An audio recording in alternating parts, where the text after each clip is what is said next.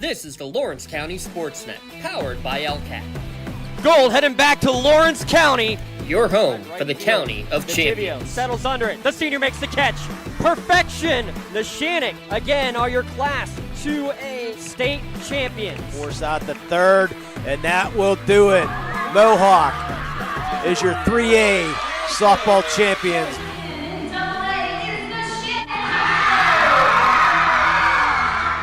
Buzzer's going to sound. Union repeats as the Class 1A Wpial champions.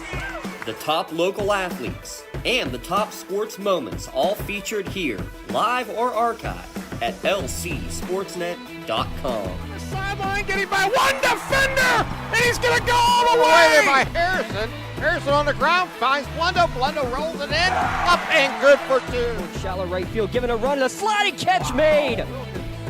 Down to 6 on the play clock. Here's the snap in the hole. The kick is up. The kick is long enough. It is good. That's fly ball deep right field. Get out of here.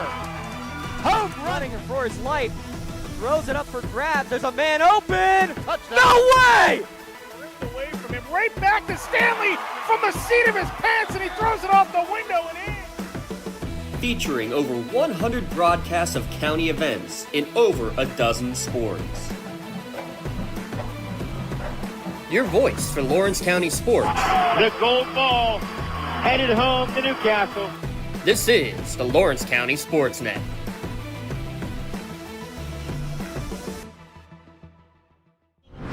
Coming to you live from Sox Russo Stadium for WPIAL football. Week 1 action here on the Lawrence County SportsNet, powered by LCAP. The Union Scotties taking on the Neshannock Lancers, and it is senior night for opening night here at Sox Russo. So we're going to turn it over for the rest of the senior presentations.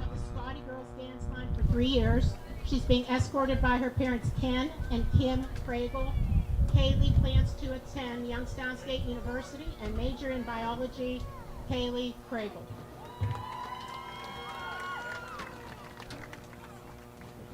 Brianna Eppinger. Brianna has been a member of the cheerleading squad for 2 years. She's being escorted by her parents Sean and Marcia Eppinger. Brianna plans to attend the Vet Tech Institute of Pittsburgh with a career path in veterinary technician. Brianna Eppinger. Alexis Kosciuszko. Alexis has been a member of the cheerleading squad for 4 years and has also been a member of the Scottie girls dance line for 6 years, in which she served as a captain for 2 years. She's being escorted by her mother, Jessica Kosciuszko. Alexis plans to attend the Avita Institute with a career path in cosmetology. That's Alexis Kosciuszko. Carly Kelly. Carly has been a member of the Scottie girls dance line for 2 years, and this is her first year with the cross-country team. She's being escorted by her parents, Quentin Kelly and Jennifer Keller. Carly plans to attend college after graduation and major in criminal justice. Carly Kelly. Haley Quimby. Haley is a captain in the cheerleading squad and has been a member for 3 years. She's being escorted by her parents, Douglas and Tracy Quimby. Haley plans to attend Slippery Rock University and major in early childhood education. Haley Quimby. Cecilia Settle. Cecilia is a captain of the cheerleading squad and has been a member for 4 years. She's being escorted by her parents, Frederick and Jessica Settle. Cecilia plans to attend college and major in nursing. That's Cecilia Settle. Arabella Sweet. Arabella has been a member of the cheerleading squad for 4 years. She's being escorted by her parents, Darrell and Jennifer Holmes, and Joshua and Stephanie Sweet. Arabella plans to attend Slippery Rock University and major in early childhood and special education. That's Arabella Sweet. Rachel Villatoro. Rachel's been a member of the cheerleading squad for 2 years and has also been a member of the Scottie girls dance line for 2 years. She's being escorted by her parents, Oscar Villatoro and Veronica Hernandez. Rachel plans to study sonography and pursue a career as an ultrasound technician. That's Rachel Vitaro. Piper Jindresa. This is Piper's first year with the golf team, and she is being escorted by her parents, Jamie and Julie Jindresa. Piper plans to attend the University of Tampa and major in biology. That's Piper Jindresa. Jalen Peace. Jalen's been a member of the golf team for 3 years. He's being escorted by his parents, Derek and Kelly Peace. Jalen is undecided about his future plans at this time. It's Jalen Peace.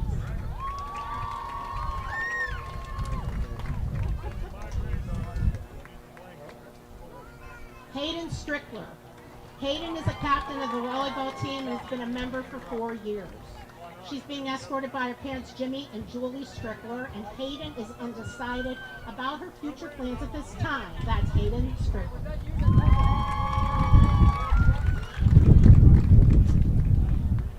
Miley Weston. This is Miley's first year with the volleyball team, and she's being escorted by her parents, Paul and Aaron Petrie.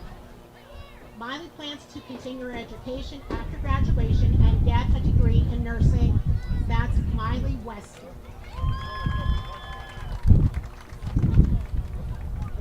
Rogan Huff.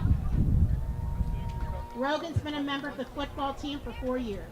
He's being escorted by his mother, Sarisa Joseph, and his brother, Miguel Joseph. Rogan plans to attend Newcastle School of Trades in the Electrical Technology program, and that is Rogan Huff. Jamel Mitchell. Jamel's been a member of the football team for 4 years. He's being escorted by his aunt, Sherry Huddleston, and his brothers, Gohari, Khalil, and Kyrie. Jamel plans to attend college and major in business. That's Jamel Mitchell. Daniel Macario. Daniel's been a member of the football team for 2 years. He's being escorted by his mother, Haley Davis, and grandfather, John Davis. Upon graduation, Daniel plans to attend a barber school, and he wants to own his own barber shop. And that's Daniel Macario. Lucas Stanley. Lucas has been a member of the football team for 2 years. He's being escorted by his parents, Mark and Beth Stanley. Lucas is undecided about his future plans at this time. That is Lucas Stanley. Andrew Thompson. Andrew's been a member of the football team for 2 years. He's being escorted by his parents, Tom and Kelly Thompson. Andrew plans to continue his education and pursue a career as an electrician. That's Andrew Thompson. Maddox Thompson. Maddox has been a member of the football team for 4 years. He's being escorted by his parents, Daryl Horton and Laura Thompson. Maddox is undecided about his future plans at this time. That's Maddox Thompson. We'd also like to recognize our senior, Mackenzie Hedrick, who was unable to attend this evening. This is Mackenzie's first year with the cross-country team. She's the daughter of Brady and Kira Hedrick. Mackenzie plans to attend the University of Tennessee and major in psychology. Everyone, let's congratulate our Union Scotties class of 2025. Good luck, and all you do, let's go Scotties! So there you go, your class of 2025. Senior night on opening night. I'm James Dotson here at Sox Russo Stadium. Tim Continenza alongside. Fireworks shooting off here in the early going. And Tim, if it's anything like we saw last week with Neshannock, Union again not playing a game in week 0, we're going to expect a lot of fireworks potentially here this evening between the Lancers and the Scotties. Yeah, I think there's good potential to see a lot of points put on the scoreboard here and explosive plays more than anything. We've seen that really developed a lot last weekend with Neshannock, as they had about 4 plays that went over 50 yards in the game, and it was quite impressive, both offensively, defensively, special teams. So it should be an interesting matchup here tonight, and I'm really looking forward to seeing Union just getting on the field with the new players in different positions this year and see how they handle it. We know the athletes that they are. It'll be interesting to see them put in new positions and new opportunities. Definitely, for sure. And we're also going to get this out of the way right now. That was a pretty expedited senior night festivity because storms are a-brewing. We have pop-up showers. In fact, they have already begun here. Sun is still shining bright in our face, so maybe we will be getting some rainbow warriors here. Matter of fact, here comes the rain as we speak. Yep, exactly. So umbrellas are coming out. Here's what we're going to do. We're going to take our first break of the pregame show. We're going to come back in a moment. We'll have more breakdowns and conversation with both Coach Ponjavengo and Coach Need Balla. That's all when we return on the pregame show. Scotties and Lancers coming up top of the hour here on Lawrence County SportsNet, powered by LCAP. When the high school season heats up, make sure you have the best gear to support your school. Head to the Red Zone on Wilmington Road in Neshannock for all your county sporting apparel needs. From sporting goods to custom apparel to embroidery and more, the Red Zone has it all. Quality gear for all 8 schools in the County of Champions. Stop by and enter the Red Zone or visit them online at theredzonesports.com. Score big at the Red Zone. Contractors, the Department of Healthy Homes needs you. From small to large residential projects, you can help families live safer and healthier with the quality work you do. It's rewarding in more ways than one. Call LCAP's Department of Healthy Homes today. Hey, Mom, do you need a ride to the store today? Oh, no thanks, hon. I got it covered. Mike's taking me. Okay, well, you have a doctor's appointment tomorrow, right? I can take you to that. No, I got it covered too. Mike's taking me. Mike? Yes, Mike's my Axe driver. Picks me up right at my door and even helps carry my groceries. It's so convenient to schedule and ride with Axe. Wish I would have called him sooner. Okay, Mom. Sounds like you got it covered. I have an apple pie ready to eat. How about you help me with that? Right now, someone very special needs your help. This is Jack Lynn, CEO of City Rescue Mission. No one is beyond God's love and care. One person's life can affect another. Though you may never meet this person, you can make a difference in his or her life. Hurting men and women in our community desperately need food, shelter, and physical and spiritual care. Some are struggling with abuse and addiction. They feel alone, unloved, and forgotten. Individual, caring people provide their hope. You can help change the lives of men, women, and children. Visit cityrescuemission.org and help us today. On the pregame show, we want Coach Stanley to sit with us. We want Cody Pattison to sit with us. We set this up for him, and he runs away. What in the world's going on? But no, it's good to see Coach Stanley out there again. His son Lucas, the quarterback, so he's been a part of another senior night festivity. So he'll have one more time with his youngest of the 4 boys. But let's talk about that with First Union Scotties. So many new players in new positions, especially Lucas Stanley at quarterback. His leading receiver coming back this year is himself. 1 catch for 4 yards. Every other player who caught a pass last year for Union has graduated. They do bring Maddox Thompson back, though, who had gone to Newcastle for a year. He's now back at Union, so he was part of that historic championship team 2 years ago. He will not be playoff eligible, but he's going to play a big role in this offense for the 10 or 9 regular season games. Yeah, that's most important, is that he is available to play, and he's looking forward to that opportunity. And it should add another weapon to this offense and give them a ability to, get first downs, move the ball, and really create some plays as the game progresses and the season progresses. So it's good to have him back, and it's good for the opportunity to play some football.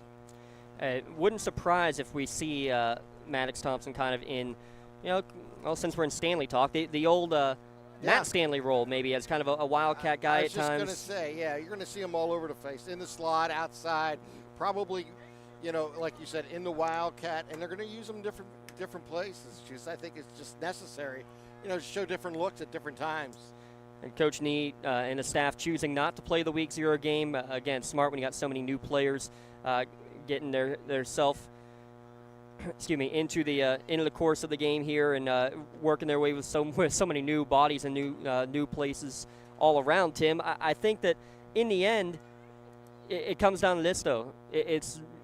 This is where you find out exactly what you got. The bread and butter here tonight to really see against opponent, a very quality opponent, and a ranked 1A Neshannock team. Yeah, I was going to say, you're opening up against someone, very familiar with, because they're just up the street a little bit. And then the bottom line, though, is that they're a good football team, and that coming in even prior to the season beginning. So it's going to be a good challenge. I mean, obviously, once you get the helmets on and you strap it up and you get ready to play, once you get those first hits in, it really becomes game on. It's just a matter of execution and being able to do what you want to do with the ball or defensively. And I think that's going to be key for both teams. It's really, I think one of the keys, and not to get too far ahead of ourselves, is it's going to be first down for both teams. Oh, yeah, you got to be successful on first down first and foremost here for sure. Talk real quick before we turn it over to the Scotties marching band, Tim, about what you saw from that Neshannock team and what they did well and what they do need to improve on here as they continue in Coach Bonjavengo's first year. Very explosive offense. They can score anytime they have the ball in their hands. They have the ability to run it with Akins. They have a quality passing game, and they have wide receivers that can make good breaks on the ball. And they're not afraid to use that offensive line with the tight ends to create holes. So I think it's going to be really interesting. Defensively, they can really hold their own, but they're also accessible to the passing game. So it's going to be interesting to see defensively if the front seven could put some pressure or contain Lucas tonight in the pocket and see if that can make a difference for them. But most importantly for Neshannock, I think anything, is they got to eliminate the turnovers. They had 4 turnovers in the game. A couple of them were more mental turnovers. A couple of them were physical turnovers. I think if they can get them down to a minimum or 0 tonight, that will be a huge bonus for the Neshannock Lancers. While they bring the Scotties marching band coming out onto the field here, Tim, want to mention the other games going on here tonight. The other game we have is Mohawk hosting Laurel, and then we will also have updates of Newcastle hosting Hopewell and Wilmington traveling out to Ohio to take on Hubbard. First time they've played an Ohio school in the last 3 years, and the Elwood City Shenango game again unfortunately has been canceled. We want to give again our thoughts and prayers out with Coach Graham and his family after the loss of their son DJ earlier in the week. Shenango electing to back out of their non-conference game. Let's have a quick moment of silence for him before turning it over for the Star Spangled Banner from the Scotties Marching Band.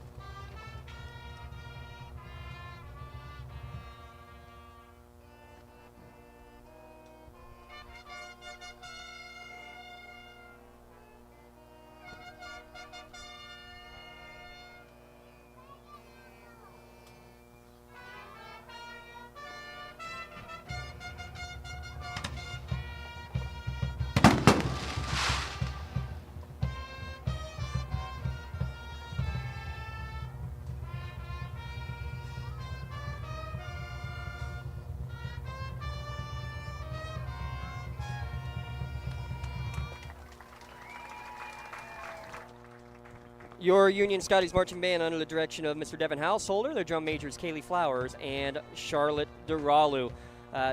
Tim, because it was senior night, we a little bit of an abbreviated pregame show here for us as well. So why don't we just get right into it with our Axe pregame interviews. Axe, they're here to get you there. Lawrence County's door-to-door transportation service, open to the public, taking people to work, play, and anywhere else they want to go. Call 724-652-5588.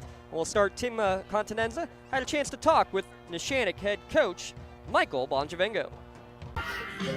And welcome back to our pregame show. My opportunity to talk to Neshannock's head coach, Coach Bonjavengo. And Coach, take a moment and just talk about last week and the opener and the big win you had.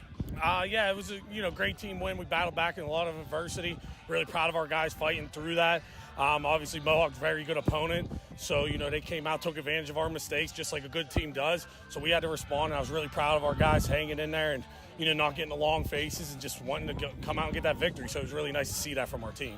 This week, the challenge coming on the road, playing Union, who decided not to play in the opening week. Let's talk about just preparing for a team you have not seen this season on video? We got, you get the scrimmage film still regardless. Yeah, you can't see special teams and things like that. So we as coaches got to do the best job to prepare our guys week in and week out. So, yeah, it's a little bit, I guess, of a, I don't know, I don't want to say disadvantage, but they didn't play a full game, but we still got to prepare our guys and go based off of that film that they sent us.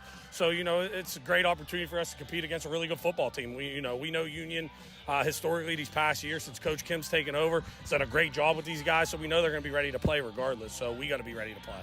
Let's talk about tonight's game. What are some things that you've seen last week you're hoping to clean up this week? Everybody knows that answer.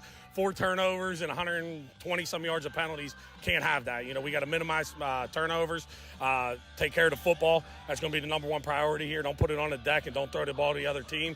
And then penalties-wise, we got to keep our hands inside, blocking, and do the right things to make sure that, we don't come out here and give those guys many opportunities to score points like we did last week. Offensively, you guys had a really explosive game. You had the big plays throughout the game. Just talk about maybe getting a sustained drive if necessary in tonight's game. Our guys are built for that. We want to play with a tempo. Obviously, everybody kind of sees that now. We want to play fast, get on the ball, run the next plays, but we got to convert on third downs. I think we were about 56% last week, so we really got to clean that number up, get it closer to that 70% range. So sustaining drives is a huge part of this game, especially once again playing a good football team like Union. We got to make sure that we are able to take care of the ball, sustain drives, and put points on the board. Coach, best of luck tonight against Union. Thank you very much. Appreciate you guys. That's Nick Neshannock's head coach, and we'll be back right after this. Does that sound like a first-year head coach, Tim? No, not at all. I mean, he's, obviously it's third generation. So, yeah, right. He's been around this a long time. But you can also hear the excitement in it and just being there each and every day for a game or practice and build up to a Friday night for the game. Get a quick shout out in a moment for or talking with Coach Needballa here in a second. I want to give a shout out to Tweety Bird. If you're listening right now, Tweety, and everybody else out there, Wilmington's game out at Hubbard has been postponed, delayed until when? 7:40. 7:40 due to inclement weather. We're right on the edge of it. They've already got the front going through, so that game will not start until 7:40 for that one. As well, we also got something for your wall photography here tonight as well. So big thanks to them. We're going to have lots of great shots here this evening coming up. Great evening, hopefully coming up for Coach Needballa in his first game of the year, of his third year coaching at Union. Let's take a look at the conversation we had with him just a few moments ago. Here in our action interview on the pregame show, talking with Union coach Kim Needballa. Kim, hey, we got Friday Night Lights, so we took an extra week. Just talk about how the team's looking, getting ready here for the first game of the year. Yeah, we're had a couple scrimmages, so this will be our first real action competition. Just kind of anxious to see how we come out and perform. Celebrating senior night here on opening night. I love it. Just give a quick shout out to some of the seniors who have been with you for these last 3 years. Yeah, Jamel Mitchell and Lucas Stanley, and Maddox Thompson are the 3 guys mainly that have been around.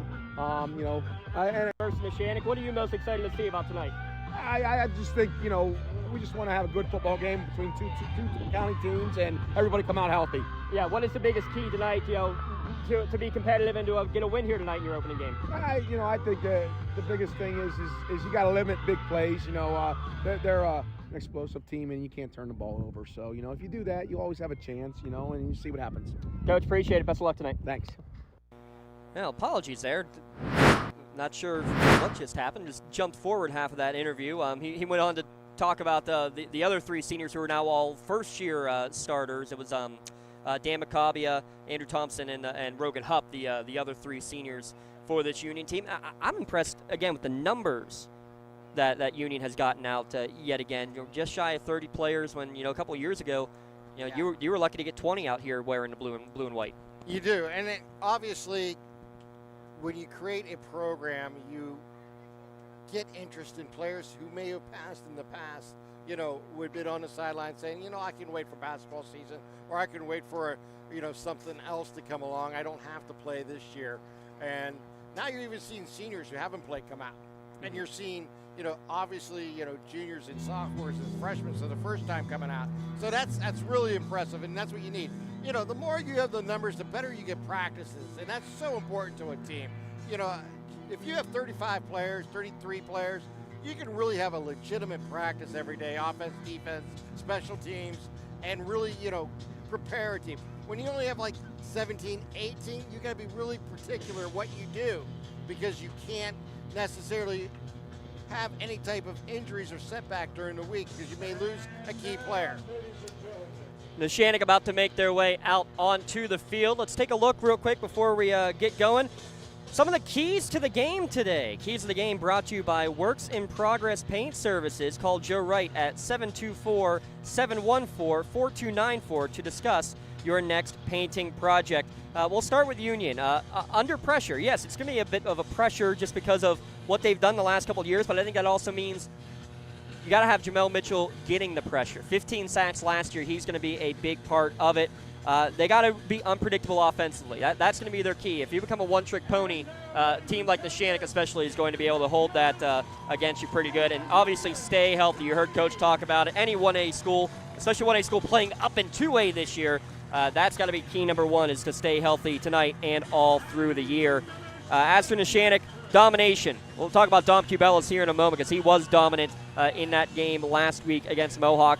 Limit the turnovers 4 in week 0 for them. Let the big dog Eek. Anthony Eakin finally broke free late in that game, but he is a lights-out player with a lot of speed as well. Talk about him and talk about Dom Cubelis from last week there, Tim. Well, let's first talk about Mr. Akins and the way he ran the ball. He's one of those upright runners, and once he gets going and he gets to the corner or finds a hole, he's tough to bring down. And he was managed throughout that game, but in the third quarter, he was able to break one for almost 80 yards for a touchdown. And once he got into secondary, it was just a foot race that he won to the goal line. And then you talk about Dom Cubelis. What can you say? On all levels of the game, he's special teams. He's back to returning punts. He's playing defensive back. On defense, he intercepted the ball, took it back 60 yards for a touchdown. It was a key play in the game against Mohawk, where it trimmed a once 12-point lead down, or 9-point lead down to 2, and it was just a matter of another score before they took the lead for good. And it was just offensively, he was everywhere. He was on the ball. They were using him as a receiver, as a runner. He's their key to their offense. He's their spark plug that makes everything run. The captains will be heading out to midfield here shortly. Again, the other games tonight, Laurel going to Mohawk. Wilmington delayed until 7:40. They're traveling out in Ohio to Hubbard, Ohio. And Newcastle hosting Hopewell in the other game in the county. We got to see a couple good soccer games last night to get the old school football underway. Yeah, we got to see Wilmington play in both the girls and the boys competition. In the girls game, they Wilmington came up a little short, 4-2 Fairview, but very entertaining game where we've seen some of the young athletes really perform at a high level there for Wilmington, and building blocks for the season. And same for we've seen in Neshannock taking on Wilmington in the nightcap. And Neshannock, for the second straight match, has a clean sheet. They win it 3-0, and it was Herb had two headers in for a goal, and it was an impressive outing for both schools, as they had a chance to represent the county. I have a feeling we'll be checking out a little more soccer the way Neshannock has started off the year with a couple of clean sheets in those games. Remember, we're going to have 150 broadcasts here on the year. Today's broadcast brought to you in part by Maley Chiropractic, by MVP Insurance, by the Newcastle Transit Authority, by Penn Ohio Bottled Water, by the Red Zone, by Medora Bonner Law, by Gem Builders Incorporated, by Works in Progress Paint Services, by Pontius Insurance, by Joseph's Marketplace, by the Crane Room Grill, by Specialty Cookies, by the City Rescue Mission, Something for Your Wall Photography, the Tri-County Principals Association, the Union Area Education Association, the Union Volunteer Fire Department, and of course our powering sponsor, the Lawrence County Community Action Partnership. Captain's going to midfield. It's going to be Maddox Thompson out there with Jamel Mitchell for the Scotties, Tony Parada, Dom Cubelis, as well as Ashton Allison and Braden Montgomery, the 4 captains out there for Neshannock in their road whites. They're wearing the silver lids with the big red N, Nebraska N on the helmet, and red numerals on the jerseys. Union, the all blues, big white numerals, white pins on the pant legs, silver helmets with the U, the split U, on the lid. Give a shout out to our friends over at CityView who are tuning in here today. Yeah, I want to thank Dave Ferris running the board back in Struthers, Ohio, doing a great job there. And, of course, Jim Craven and Mark Means, they are the ones who helped put that all together, and we appreciate all three of them for what they do. And glad to have them aboard each and every week here on CityView. Neshannock won the toss. They have deferred to the second half, so it'll be first possession coming for the Scotties. We'll get to see the new-look Scotties offense right away here at Sox Russo Stadium. As long as we don't have a busted camera first. Do I throw my student under the bus right away? No. Give her a chance to see if she can rebound. You know what? Ellie Smith is actually going to be one of the many students who are featured on our podcast each week on Wednesday going around the county. She was one of our test dummies. She lost the battle, and I know she's very happy about that, though. She wasn't the first one. Give a shout out to Liv Williams for her report there for our weekly Wednesday podcast. We're going to have a lot of fun with that over the course of the year. Tim, it's time for our starting lineups, though. Our starting lineups tonight brought to you by the Crane Room Grill. Go ahead and run down the Scotties offense real quick. For Scotties offense, on the offensive line is Jamel Mitchell, Damian Carbone, Swayze Rayhart, Rogan Hupp, and Dan Muakabi. And in the backfield, you will have Lucas Stanley at quarterback and Gina Million at running back. Your wideouts are Maddox Thompson, Jaden Townsell, Jordan Kelly, and Zion Waters. Those are your starting lineups brought to you by the Crane Room Grill. Get some great starters yourself after the game tonight when you stop at the Crane Room. The Neshannock's defense, you'll see Joe Veronese, Tony Perrotta, Connor Flannery, and Michael DeSanti on the defensive line. Linebackers Ashton Allison, Braden Montgomery, and Ethan Bayman. Anthony Aiken, Hayden Tatterson, Dom Cubelis, and Brady Frasso in the secondary. We mentioned Cubelis, 3 touchdowns, 3 different ways last week. A kick return, a reception, and a pick 6. And the other thing I wanted to look at, the smallest offensive lineman is Michael DeSanti at 6'2", 244 for Neshannock. Yeah, small. That's the smallest. The biggest offensive lineman is Jamel Mitchell at 6'2", 250. So a 6-pound difference between the biggest on the Scotties line and the smallest on the Neshannock line.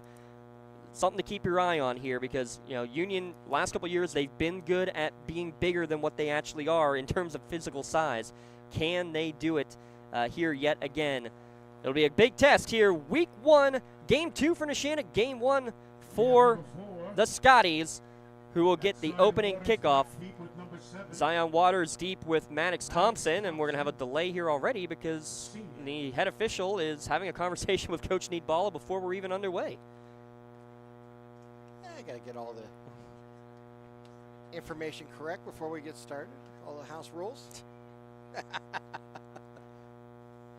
I'm pleased to say, though, it looks like the storm has missed us. There is one more cell that is nearby that we might get skirted, but I think we've avoided. We brought the tent out, so of course that means that, we will avoid the worst of it. So why not? Well, I think we're just about ready to go now.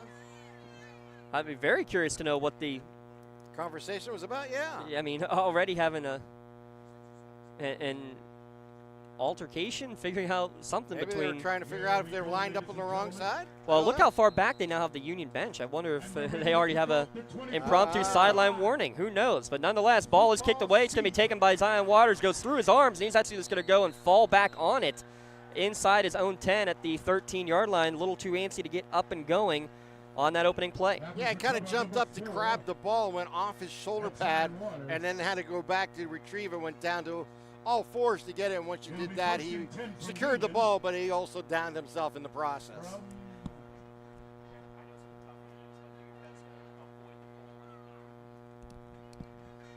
From about the 13-yard line. So Scotties with their first possession. Jordan Kelly's going to be the lone receiver to the left. And actually, it looks like, Maddox Thompson is in the gun. He's the one behind center, and Lucas Stanley actually at the running back position. Wide snap. Thompson coming to the near side, going to try to get to the corner, and he does. Gets outside past the 20, cuts back inside past the 25. He's got a first down just shy of the 30-yard line. So there's a wrinkle. They're both in the backfield, but it's not the quarterback getting the first snap. Yeah, and Thomas did a nice job just running the ball, following his blockers, getting to the edge, and turning it upfield, picking up a first down in the process. Mark it at the 28. That's a 15-yard pickup, and from the shadow of your own goalpost to a little bit of breathing room. Try to keep track of how many snaps both Thompson and Stanley get. Same setup. Thompson in the gun with Stanley to his left.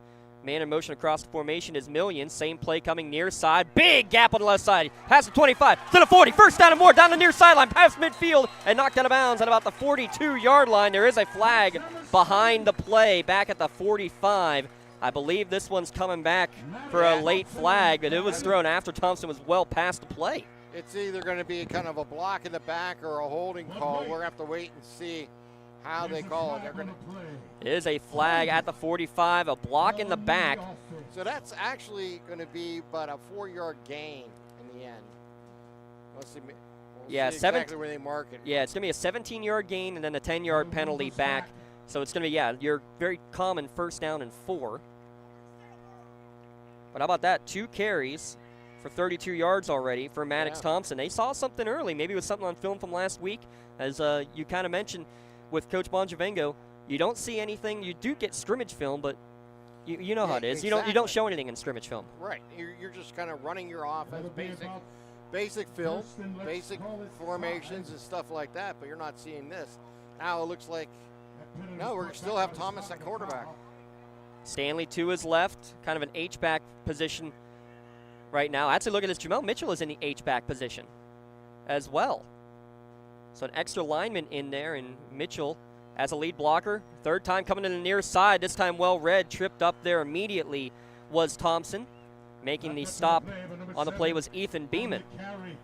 No gain, actually a loss of 1. So second down coming, second down and 4 here in the opening drive of the game. From about the 34-yard line. Looks like they're going to stay with Thompson at quarterback here, at least in this first drive. Well, it's very Bob Palko-like offense here so far. Just, ground, pound, nothing too fancy. Just hat on a hat, make a play. Everybody's within 5 yards of the line of scrimmage, expecting the run again. Coming in motion, still going to the left side, the short side of the field, trying to get to the corner. Thompson breaks a tackle, fights for it. He's going to be close to the sticks. It'll depend on the spot, but it looks like he's got enough past the 40-yard line. Needed 4, got about 5, moving to change. Yeah, nice play again, just trying to get to the corner, and he was able to do that. Put his head down, get to the 40-yard line, bring up first down and 10. And, that penalty, even though it set them back, they were able to overcome that and pick up the first down here on third down. So if it ain't broke, don't fix it. That's the method here. 4 Wildcat carries all to the left side. I was going to say, let's see if they continue to go to the left side. Will they change it up and maybe try something to the other side? Again, you have Jamel Mitchell lined up truly as a tight end here on the near side as a 6th lineman. Actually, it's just an unbalanced line as I look at it now. Kelly is on the right side as a tight end. Thompson again to the left side. Not much room, maybe a gain of 1 on this one as he's dragged down immediately on the play. On the tackle was Sam Flora, the freshman. Get a minimum gain, but they continue to bring the kind of the wingbacks in motion to give that extra blocker in front of them. And so far it has been successful.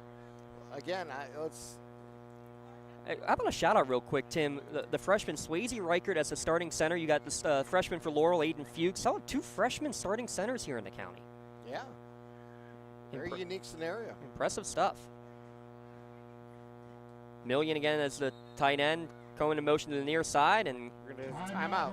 Your first Pontius Insurance timeout of the game. Visit PontiusInsurance.com and request a quote for your auto, home, business, or life insurance. I'm trying to take a look at that line. I think it is officially 6 linemen who are out there here on this first possession, Tim. Jamel Mitchell, Damian Carbone, Swayze Reichert, Rogan Hupp, and Dan Macabia, the starting 5 on the line.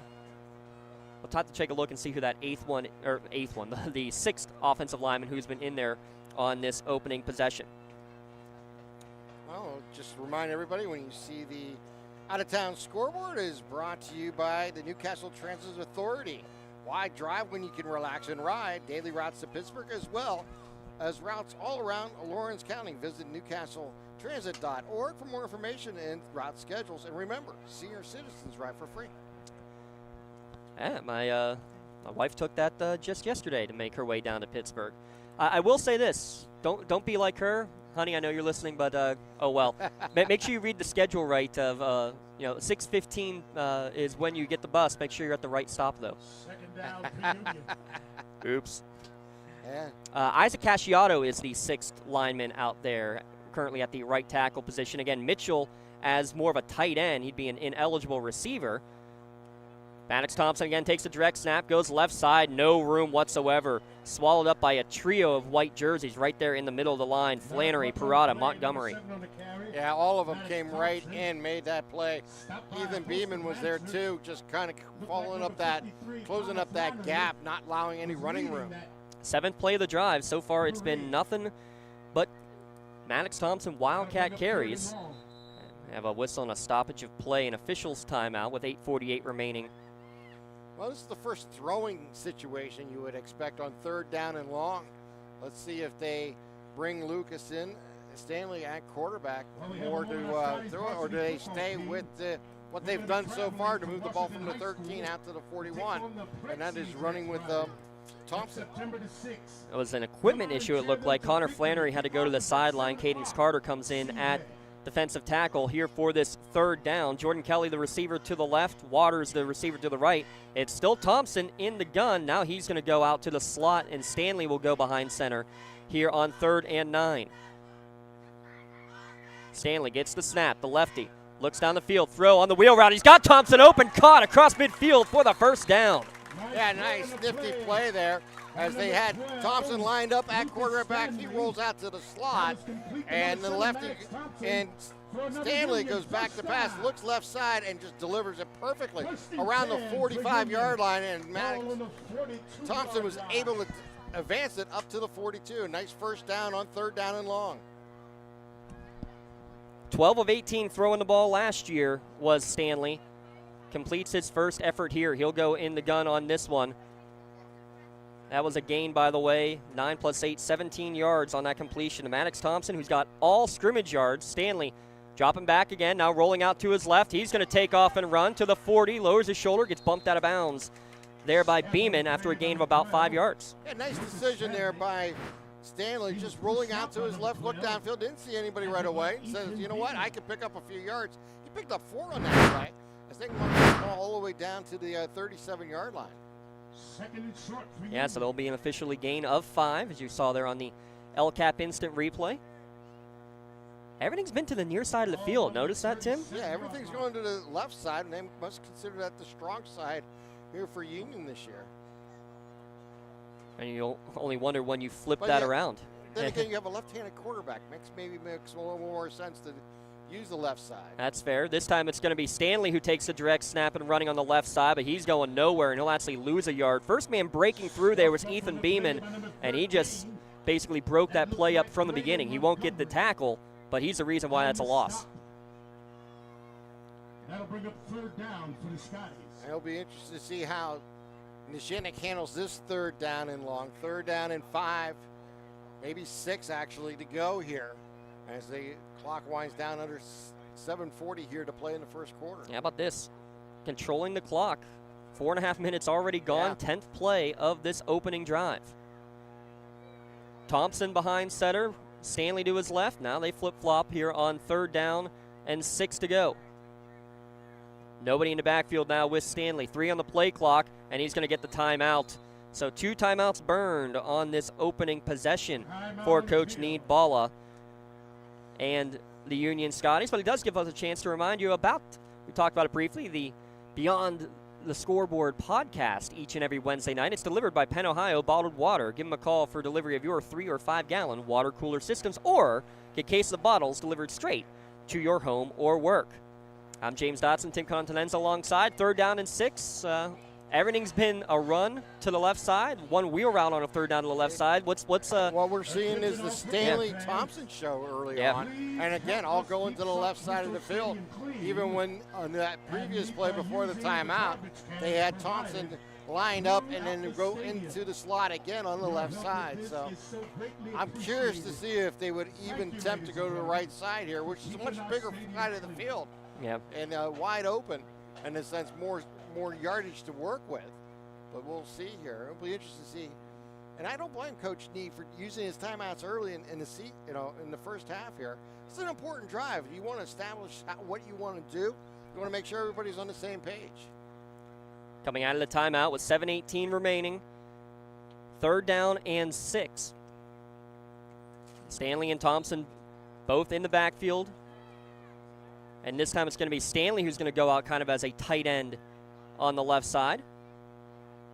Thompson's now bringing another man in motion. 3 men as lead blockers to the left. He's going to run up the middle. Tries to cut back to the right. Saw an opening. Still dragging tacklers across the 35. He's going to be short, but made something out of nothing. It's going to be definitely an opportunity to go here on 4th down and short. About 4th down and 2 coming up here. Maybe for 3. Yeah, check out a very nice job on that play of cutting back where he saw the opening.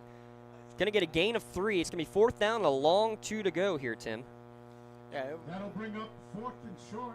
That's there. They loaded up the left side, but they were going up the middle with it. So there was kind of a different look on the play than what we've seen here. Previously, all the plays have gone to the left side. Thompson behind center. Stanley next to him. Now they flip-flop with 10 on the play clock. Stanley checking the sideline, getting the call. Drops back on 4th and 2. Throws to the near side. Caught by Thompson at the sticks for the first down. Quick out, 5 yards, move the chains. Yeah, just a little throw out, not anything fancy. Just go out 5 yards, turn around, cut to the outside, and get the ball delivered there. And it was perfectly done for another first down for the Union Scotties in this long drive. They started at their own 13-yard line. This is the 12th play of the opening drive. Maddox Thompson has accounted for 64 of the 68 yards so far on this drive. Same standard formation. The 2 H-backs are Million and Mitchell. Million again in motion from right to left. The sophomore is the lead blocker. Thompson gets the snap, gets the hole on the outside. He's to the 25, just shy of the 20-yard line. He's going to be just shy of the line to gain, but a gain of 9, and it just keeps on working. Yeah, I got a great block there by Jordan Kelly on the outside. He clogged that side up, and he was able to go around him down the sideline, picking up that big gainer on first down. It's like Robin Nogue checking in for the first time as we're about to get to our 13th play of this opening drive. And we're just about 6 minutes into this game as this clock has been on Union's side here on this long drive here to open up the season here for the Scotties. Nogue's going to go slot left as they're going to give Thompson a breather for a minute. This time it's Million to the left of Stanley. 5 on the play clock as he gets the snap. It's going to go design run to the left. Big block again to get some extra room to the outside. This time it was Million holding him up. And flag, no flag coming out. I thought the ref was reaching for his pocket as Mitchell got thrown to the sideline. Stanley's going to gain 2. It's going to be just shy, but they are into the red zone. And anytime we're in the red zone, you want to stop by the red zone on Wilmington Road in Neshannock for all your county sporting apparel needs. Sporting goods, custom apparel, and embroidery and more. Voted the best of the best in Lawrence County. That looks like a first down. Yeah, they do move the chain, so it was a first down. Okay. Yeah. 1st and 10 for Union.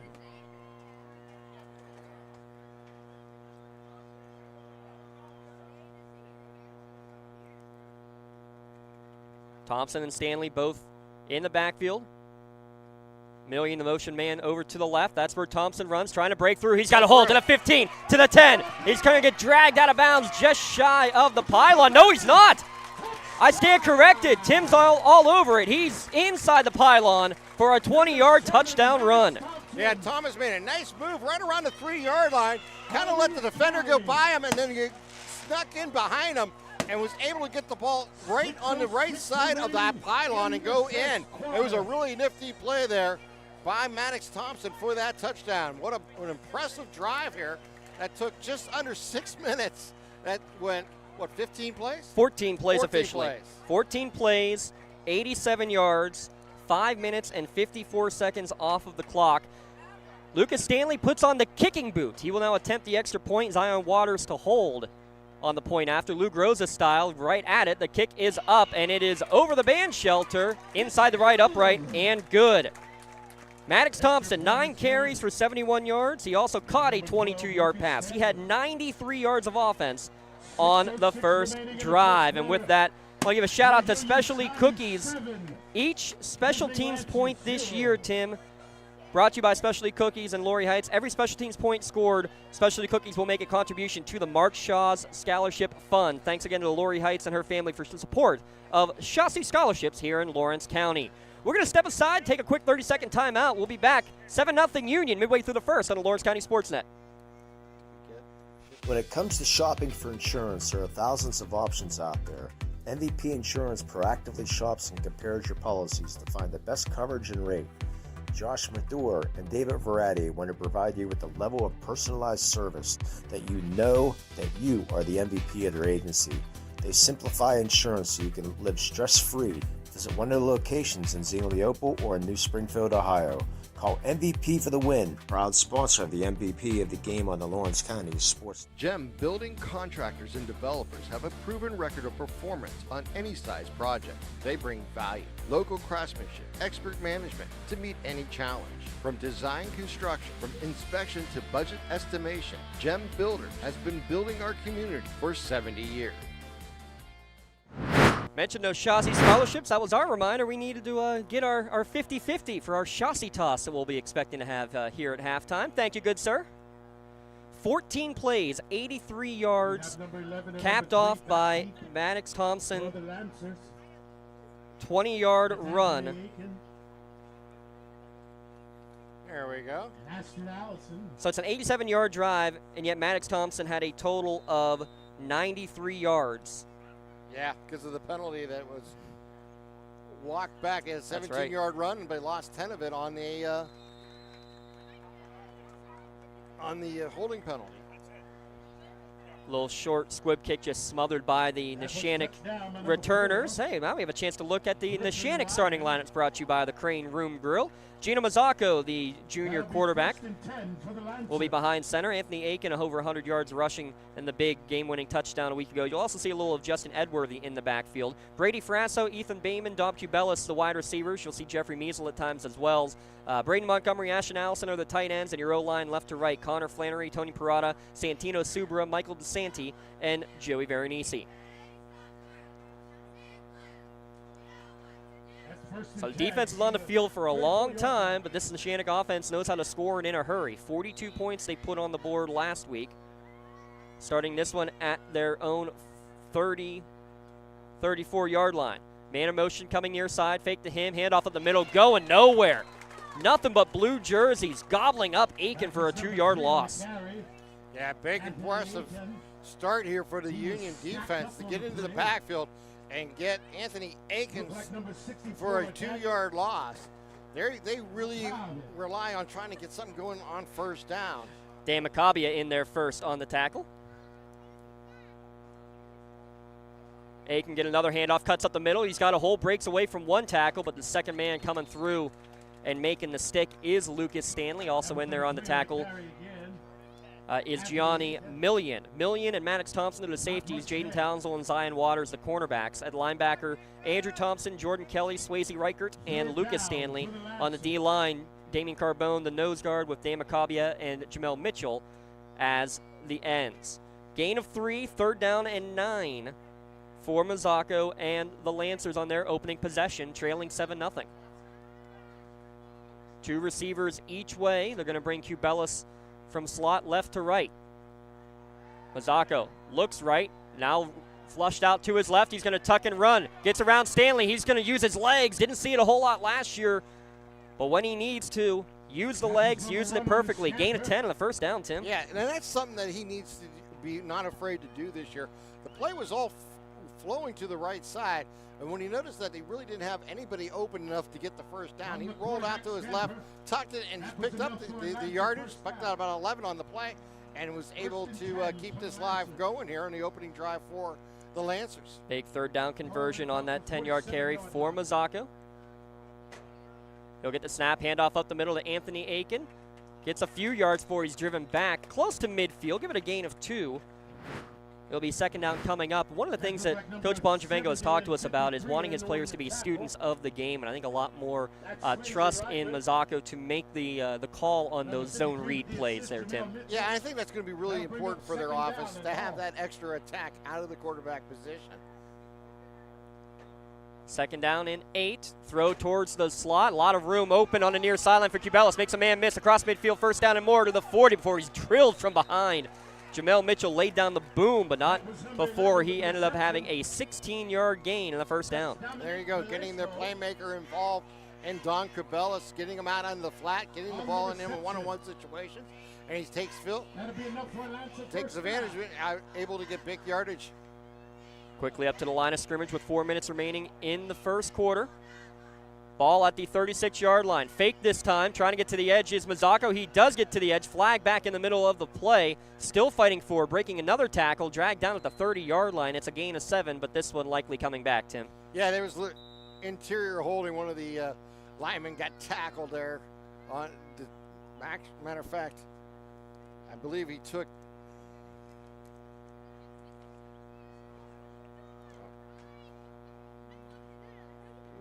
Jamel Mitchell down. Excuse me, I couldn't. You went colorblind for a minute. You forgot your reds and your blues. Exactly. There is the holding call. We'll be pushing the Lancers back. It'll be first down and 20 with 3:49 remaining in this opening quarter. Coming back at the half, we'll have both the Lancer Marching Band and the Scotty Marching Band performances. Yeah. So clock winds. That'll bring us up to about the 46. Mazzocco and Eakin in the backfield are going to send Beeman as the receiver to the right. He had a 70-yard touchdown reception last week. 3 receivers trips to the left with the ball on the 46-yard line. Aiken, fake to him. Mazzocco makes one man miss in the backfield, throws near sideline. The only man opening is Coach Need Balla. No receiver in the area. Yeah. Number 1, Mazzocco was pressured on the play. Or the officials say otherwise. Yeah. The only white jersey that's over there is Coach Nee, and I think the officials have to at least discuss this. Because the ball did make it to the line of scrimmage. The officials made sure of that the ball made it to the line of scrimmage, but there's no receiver in the area. No.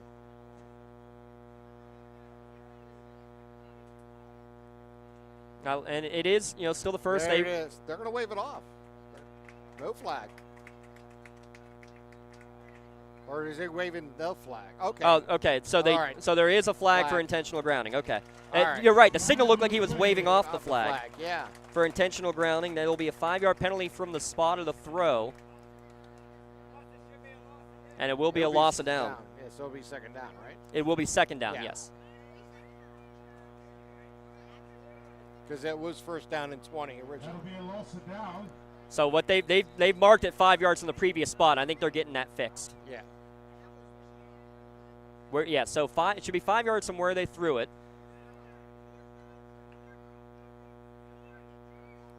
I have a feeling we'll have some discussions already for the PIAA class on Monday, Tim.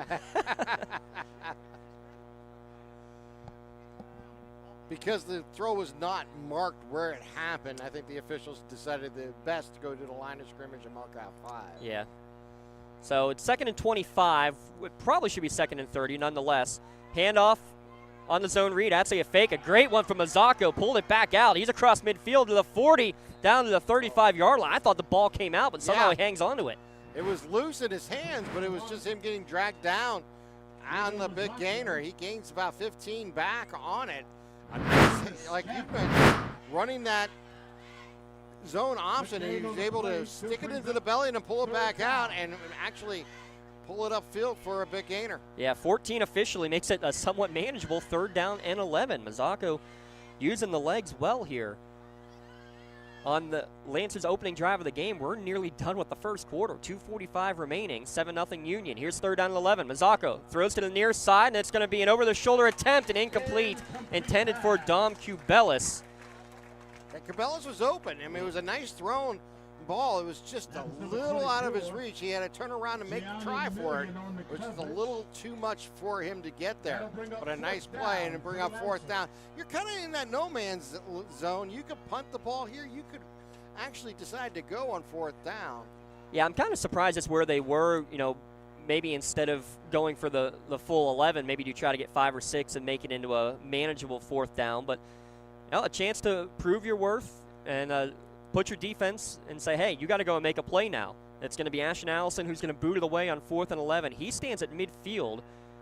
2 receivers standing inside their 10-yard line are Waters and Thompson. Good angled punt, bounces at the 10-yard line, but it's going to trickle into the end zone. So it's only going to be a net of about 17 yards on the punt as it goes into the end zone for a touchback.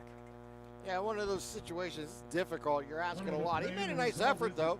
He tried to get the coffin corner, and it just went about 2 yards into the end zone before it went out on the sidelines. But it'll be 1st down and 10 from the 20.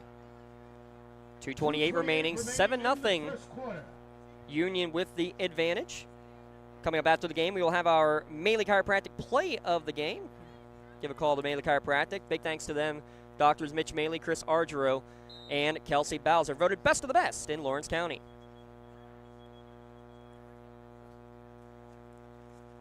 So Maddox Thompson, 71 yards rushing and another 22 receiving on that opening drive for the Scotties. He stands behind center. Lucas Stanley to his right. Here on 1st and 10. They flip it around. How about this? There's your first run to the right in the game for Thompson. He fights forward out to the 25-yard line for a pickup of 5. Maybe this drive will be all right. You never know. Coaches are unique. Once you get something working, you're tough to go away from it. They always say it, and it makes a lot of sense. I'll keep doing it until you stop it. You might as well. If it's working one way, just a run game. You keep running the ball until they prove they can make a stop. 13 carries now for 81 yards as a team for Union. And we saw this in their first year, a game that, Tim, I think you and I did together when they played Laurel, where we thought Laurel would be a team that would take 10, 12, 14 play drives, and Union flipped the script and gave Laurel a run for their money in that regular season game. We're seeing the same sort of thing here. Thompson in the gun, barely gets the snap off in time. It's going to be a fake right hand off to Million on the reverse, coming near side. He's going to get out to the 30-yard line. It's going to be dependent on the spot, but it looks like he's got enough for the 1st down. There's your wrinkle, Tim. Yeah, and that's exactly what they're looking to do. Notice that they've been using a short side of the field to run to, wherever the ball has been on the left side or the right side. That time they use the end around with Millions, and he's able to pick up the yardage and bring up a 1st down and 10 here for Union. His first carry of his high school career does get a Union 1st down. Here's a couple of quick scores. Mohawk 9-7 over Laurel at the end of the first quarter. Also at the end of the first quarter, 14-0 Newcastle over Hopewell. Wow. Here at Sox Russo's, it's 7-0 Union with 1 minute remaining in quarter number 1. Ball at the 30-yard line. Million will be a lead blocker, but the ball's going to go through the legs of Thompson on the snap. He's going to lose it again as he tried to pick it back up, scooping it, and they're going to say he's down about the 3-yard line where he scooped it up. He was on his knees, but what a huge play defensively for Neshannock. It's the freshman Sam Flora who ends up getting the fumble. Thompson looked over his shoulder, realized he didn't have to just fall on it, Tim. He could go and try to scoop it up, but when he did, I think he knocked it out of his own hands. And now Neshannock inside the red zone after that Medore Bonner Law change in possession. Yeah, huge play there. But what he had is a quarterback and Thompson who wanted to try to make something out of nothing when he originally got the ball snapped over his head and then ended up grabbing it and not having it secure, got spun around and the ball got loose again, and that's when Neshannock took full advantage with the big turnover. Make sure you protect your possessions with a local law firm at Medore Bonner Law. 56 seconds remaining here in the opening quarter. 1st and goal from the 4. Mazzocco, student body right, lowers his shoulder, and he's driven backwards. Thompson trying to make amends for his mistake, and he put all of his frustration into the ball carrier. Yeah, Thompson was right there to fill that hole and bring him down without really any gain. Hefty hit. Great look there from our sideline cam. See if we see a little play action here, maybe. Nope. Same play going to the right side. This time he runs into a wall of Jamel Mitchell. He's going to get inside the 1, but down just short of the line to gain. So 3rd and goal from the 1-yard line coming here for the Lancers. And that may be the final play here of the quarters. We're down under 15 seconds. Plenty of time to snap it if they want to, but it's also you get a free timeout here and walk down to the other end of the field. And it looks like that is exactly what the Lancers are going to do. 7-0 at the end of 1, but Neshannock on the doorstep. We'll be back in a moment. It's WPIL Week 1 action here on the Lawrence County SportsNet, powered by LCAP. For 20 years, Melee Chiropractic has treated athletes of all ages to help them get safely back to the top of their game. Melee Chiropractic has 3 full-time doctors in their office, and all 3 are former area athletes who have had to battle injuries throughout their careers. They want to help you get safely back on your feet. But more importantly, help stop the injuries before they happen. Prehab before you rehab. Attention all high school student athletes. During your sports season, a $30 visit to the Melee Chiropractic office includes an adjustment and/or all therapy is necessary. From the athletes of tomorrow to the weekend warriors and everything in between. Let Melee Chiropractic keep you in the game.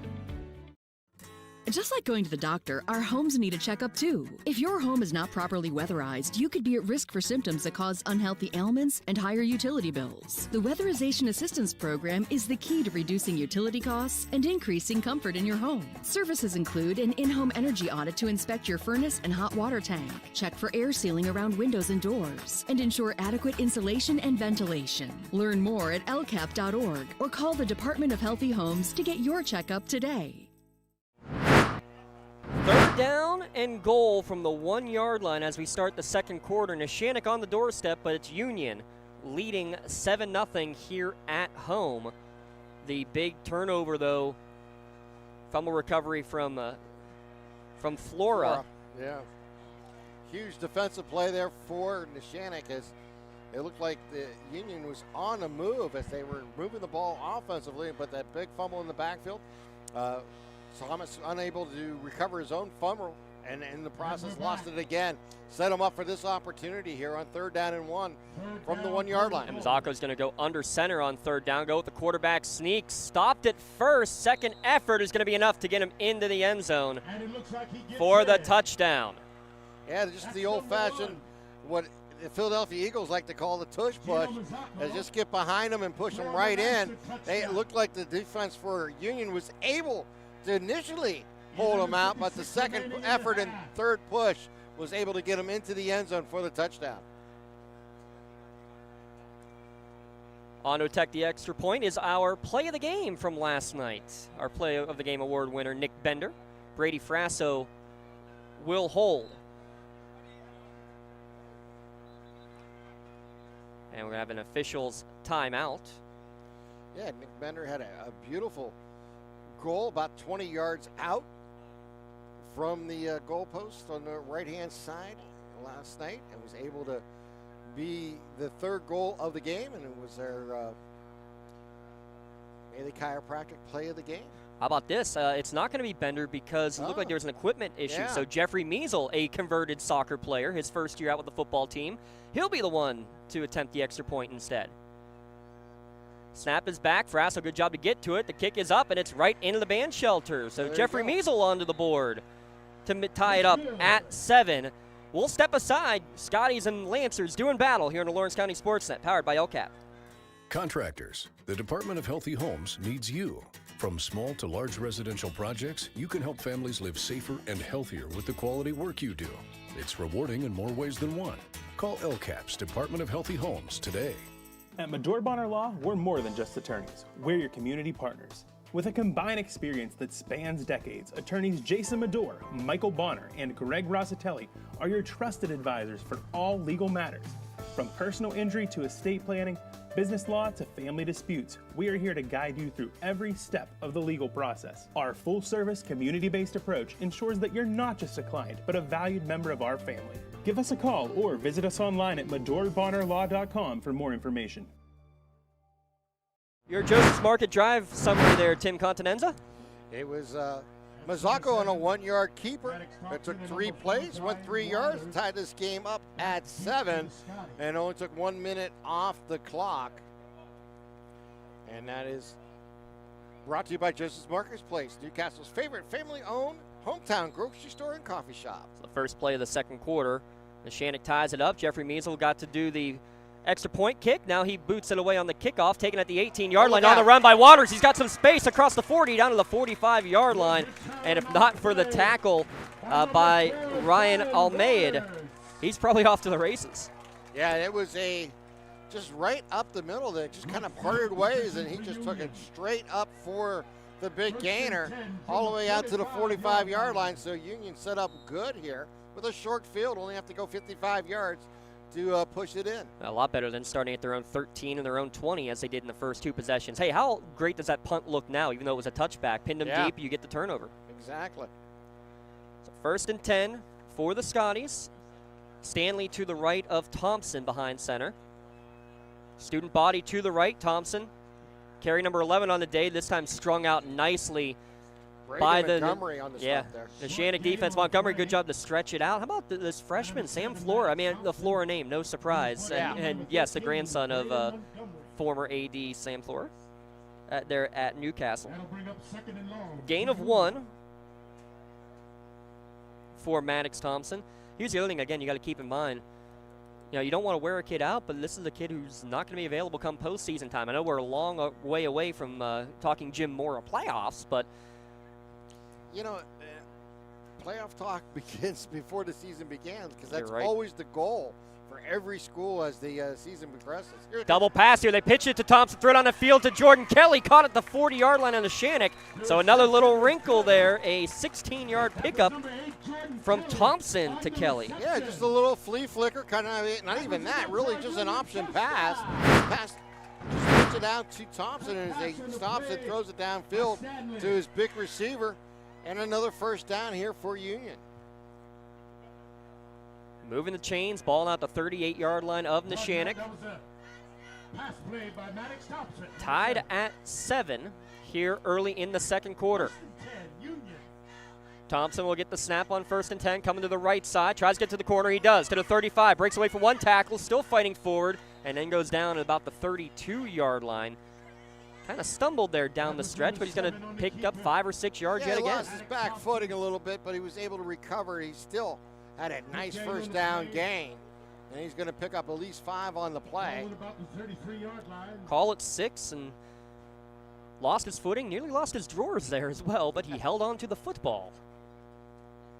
The most important thing to hang on to. Second down for Union. 12 carries for 83 yards though already. He is having himself a monster of a game here in the early going. Stanley drops back to pass, fires far side, man open at the sticks, but it's dropped by Zion Waters. Looked like he was ready to run before he caught it. That's exactly it. He had about 5 yards in front of him before the defensive back closed in on him, and he just tried to run for it before he secured the ball. And I'll bring up 3rd down here with 9:43 remaining here in this second quarter.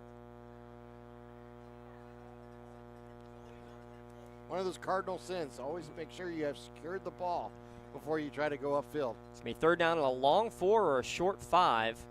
We actually had a penalty on that play, Tim. Missed it. It was ineligible man downfield, so they will take the penalty. They'll get the down over. Penalty on the play. So instead of 3rd and 4, it'll be 2nd down and 9. That'll be against the offense.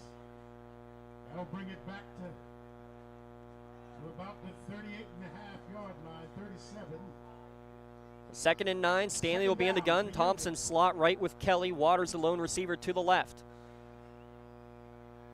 Stanley drops back, looking to his left. Now steps up in the pocket. He's going to tuck and run. Out the middle to the 35. Coming near side, and he's going to get dragged down by Montgomery and Allison after a pickup back to the original line of scrimmage. Gain of 4 or 5 makes it 3rd manageable. Yeah, Woody made a nice play there. He looked downfield, couldn't find anybody, decided to run, went to his right, cut back left, picked up some yardage, and brings up 3rd down and manageable.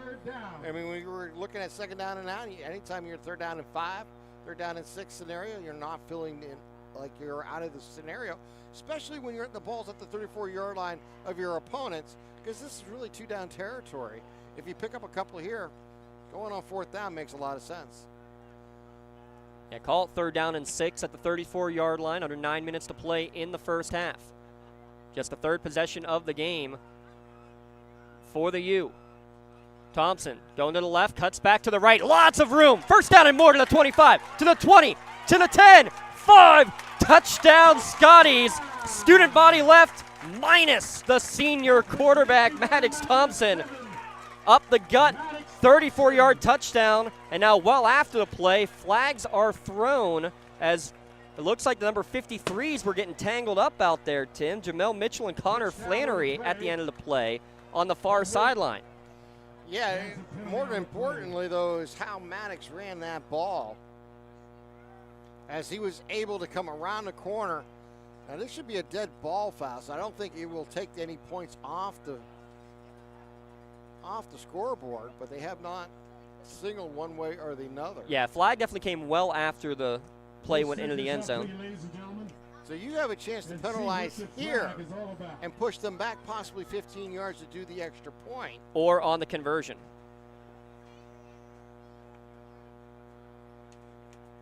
Or on the kickoff, I mean. Yeah, exactly. So there's the touchdown. And they're going to enforce the penalty. It looks like on the kickoff. Yeah. I did not see. I did not see. Did they point which way they even pointed, Tim? No, they didn't. I didn't see it at all. And maybe offsetting on sportsmanlikes, possibly. It's very well possible. And Coach Nee's going to get a little explanation here. What's going on? Can Coach Nee relay that up to us then, por favor? I can't quite read his lips from this angle. We'll have to see if Cody can. But it is a one-way. It's a one-way conversation going on right now. And not in the way the officials. Cody Patterson says, "Oh yeah, I forgot. I can't read lips." Well, you know, I can only ask. He had the binoculars. Ron, you might want to reconsider this guy. I'll tell you what. Nonetheless, it's a 5-play, 55-yard scoring drive. 13-7, snap back. Stanley on the extra point, and it's much prettier than the ones we saw in practice. Right down Broadway to make it 14-7 with 8:39 remaining in the first half. Scotties leading the Lancers here at lcsportsnet.com, powered by LCAP. Don't get left out to dry. Call the Penn Ohio Bottled Water Company for the fastest and most efficient bottled water delivery service in the area. Penn Ohio offers bottled water ranging from 16.9-ounce bottles to 5-gallon jugs, perfect for your next event or office water cooler system. Also, don't forget to ask about their custom labeling options. Visit PennOhioBottledWater.com for more information and to get a quote on their delivery services. Whether it's at home, in the office, or on the sidelines, Penn Ohio has you covered. From high school to the pros and everything in between, you're listening to City View Sportscast, part of the iMedia One network. Does your blueprint not match the vision of your building project? Not with Creative Edge Architecture. From concept to creation, Jeff Measle will help tackle the complex problems, creating design solutions and construction experience. Creative Edge gives you the edge design and construction meet. Shout out our producer extraordinaire, Rob Nattel. Doing some great work for us today. I'm very confused what we have going on. Haven't gotten a signal yet. We saw the official march up 5 yards, now back 5 yards. Now he's going backwards again. So they did assess a 15-yard penalty against Union. Now it's going to be a double penalty, isn't it? No, just the 15. No, okay, 15. That's 25. I almost read that at first. I thought he was going all the way back to the 10-yard line. I was like, holy smokes. So, yeah, 15-yard penalty, which means Neshannock should have good field position, but they trail 14-7. Your Joseph Marketplace Drive summary again. 5 plays, 55 yards, a 3rd down touchdown run from Maddox Thompson. Now over 100 yards on the evening, 117, and a pair of scores. Special daily rates on the new cafe and bakery. Follow them on Facebook and see what's cooking today. That's Joseph Marketplace. I intended to go there before the game today, but then we had this weather scare, and, well, that ended that. Kick from Stanley's going to bounce and be taken at the 39-yard line, and just falling on it, there was one of the up men. Looked like he had some space to work with, but deciding to play it safe was the returner. That's Justin Edworthy. That was number 32. And Edworthy had some nice returns last week, so that's kind of surprising. He has the ability to really be used as a running back, and we've seen him in the offense last week. So at the same time, it makes sense to be safe and get great field position. I mean, he had that little rain shower, so still maybe a little slick on the grass out there. Just play it safe, let your offense cook. 1st and 10 from the 39-yard line. Neshannock, their third possession, trailing by 7. Throw to the near flat, caught there by Cubelis. Big room on the near side because there was a big hold on one of the blockers as Anthony Bayman had a full jersey worth of Zion Waters. Yeah, that one's going to unfortunately come back if you're a Lancer fan, because Cubelis had a nice yardage in front of him. So it looks like it'll go for about a 4 or 5 yard completion to Cubelis.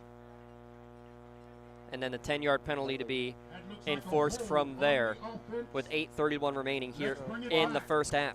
First down and about 16 coming up here for the Lancers. Coming up after the game, we will announce our MVP Insurance MVP of the game. Call MVP for the win, where they coach clients to better prices, better coverage. MVPINS.com. 10 yards from the spot of the foul. 3 penalties for 25 yards for Neshannock, 3 penalties for 30 yards First and long for the Lancers. For the Scotties. So it goes down to the books as, yes, a 5-yard pass play, and then the 10-yard penalty. Handoff, Aiken, right side, trying to get to the corner, but he's not going to get away from Jamel Mitchell, dragging him down for a loss. Like I said, they got penetration into the backfield and just strung that one out. And as Anthony Aikens had no opportunity to get to the edge or even have an opportunity to turn it upfield.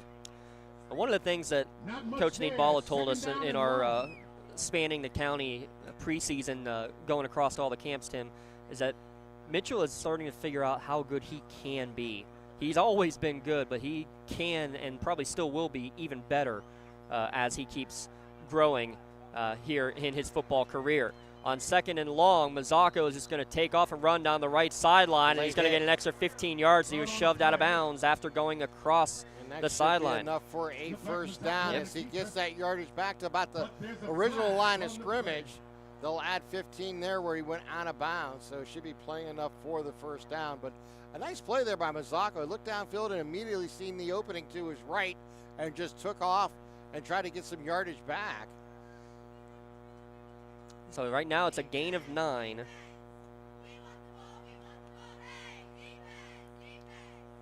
And he ran it a good chunk last year as well, Tim, but a lot of those are more designed runs rather than this, where he's looking to pass first and then pulling it down and using those legs to his advantage. Last week, threw for 191 yards and a couple of touchdowns. He also ran for a touchdown. 15-yard penalty does result in the first down. In Scotties territory at the 46-yard line, down to 7:35 remaining here in the first half. Pistol formation, handoff up the middle for Edworthy, and he is gobbled up immediately. Good job to keep the legs driving. He actually does get back to the line of scrimmage, but that's about it. Yeah, he was elusive there. He was able to just kind of move to his left a little bit to avoid the initial penetration, and then down forward to get back to the line of scrimmage, bringing up 2nd down and 10. Third carry of the game of the year, I should say, for the freshman. Loss of about a half yard. He's now sidecar right on 2nd and 11. Fake handoff. Mazzocco keeps on the right edge. He's got a lot of room. This is going to be a backwards lateral to the flat for Cubelis. A little nifty wrinkle on a triple option there. How about going into the bag of tricks for kind of the old-fashioned play there of the old triple option. This time, instead of just straight pitch, it was a backwards pass to the sideline and getting the ball into a playmaker in Cubelis. Makes a lot of sense. Anytime you get the ball in Tom's hands, that's a good thing for this Lancers team. So 11-yard run. They're actually going to be just short, so a 10-yard run. 3rd down and just under a yard to go. keeper. Mazzocco, big hole, first down, 30-yard line, 25, going to the far sideline, makes 2 men miss, 3 men miss, still shaking and baking, down to about the 15-yard line. First down and 10. Again, the zone read, he's reading it perfectly. Yeah, and more importantly, he's letting the blockers in front of him do their job. He kind of moved to his right a little bit, moved back again.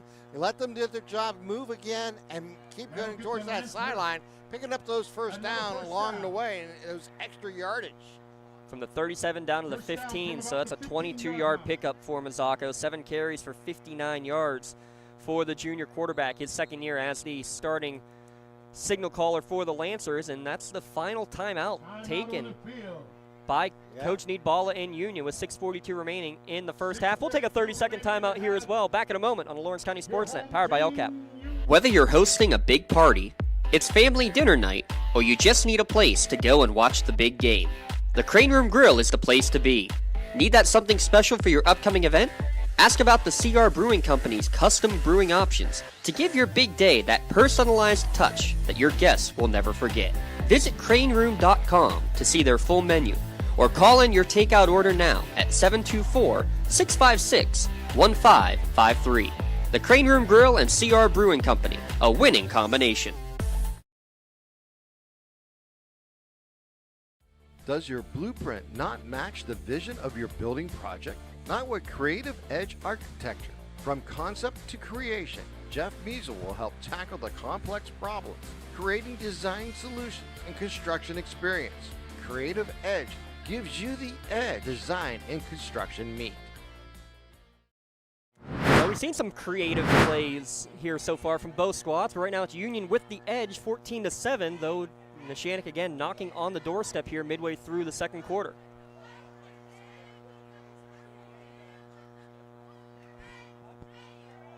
Let's see if they try to get the ball to Anthony Aikens.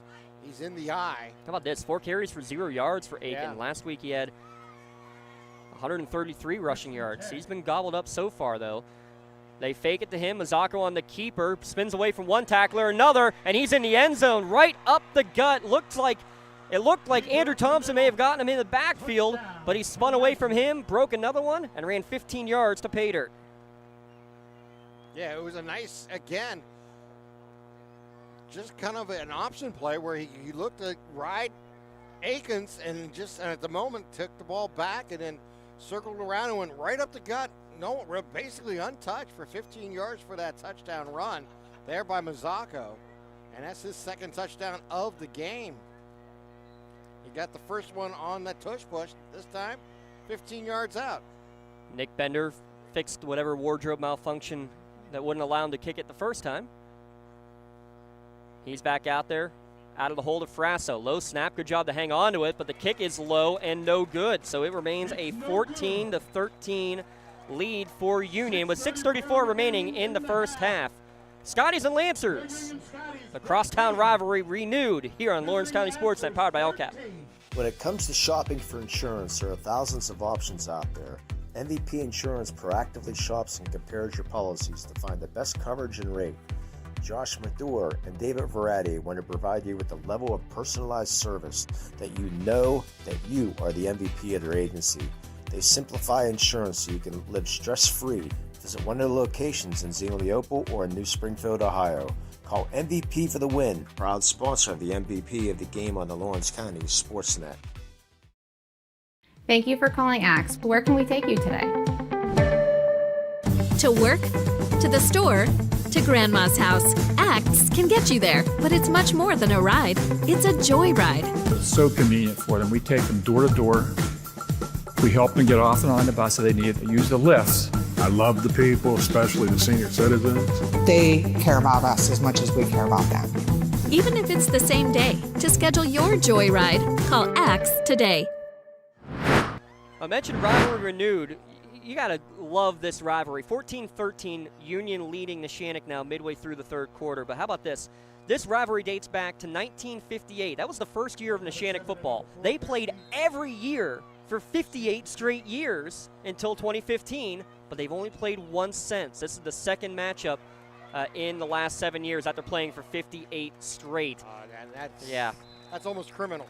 What do you think about it? It really is. Well, I mean, that's when the 6 classification system began. Right. And Neshannock has been in 2A, Union's been in 1A, and guess what? Neshannock finally comes back down to 1A, and and Union says, you know what? We want to go up and play voluntarily in 2A. So again, they don't get to be in the same conference. But yes, luckily enough, we were able to get a non-conference tilt between the Scotties and the Lancers. And as someone with ties to both schools, let me tell you what, I love every minute of this right here. Anytime we have county on county, it is the best scenario for the WPL, period. And that's something they have to keep in mind as they make schedules in the future. Ball at the 35-yard line. Union with the 1-point advantage. Thompson's going to take it from the Wildcat again, coming near side, cuts in at the 40, out to the 42-yard line, pickup of 6 or 7 yards. Just running behind the big boys, picking up a few yards, and then breaking the big ones. Yeah, I mean, that's exactly what you're looking to do. I mean, you're looking at Reichert and Hupp, both of them doing a nice job moving the ball, moving their players off the ball and giving that hole there for the running game. How about this, Tim? Union has only faced 3 third downs in this game. Currently a 2nd down and 3 after that 7-yard pickup. Townsville, the receiver, to the right. Waters to the right, Townsville to the left on 2nd down and 3. Thompson in the gun with 5 on the play clock, sends a man in motion. Million to the near side. That's where Thompson runs up the middle. He's going to get enough for a 1st down. He ran right into the back of Mitchell. Mitchell was a little slow to get up for a moment, was concerned as he kind of got rolled up upon, but he's okay. Gain of 5 and a 1st down.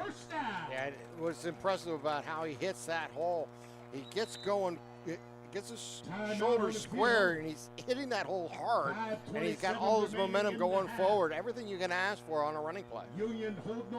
Maddox Thompson, a 6-foot, 190-pound senior, again, was part of that championship team with the Scotties 2 years ago as a sophomore, one of the leading receivers on that team.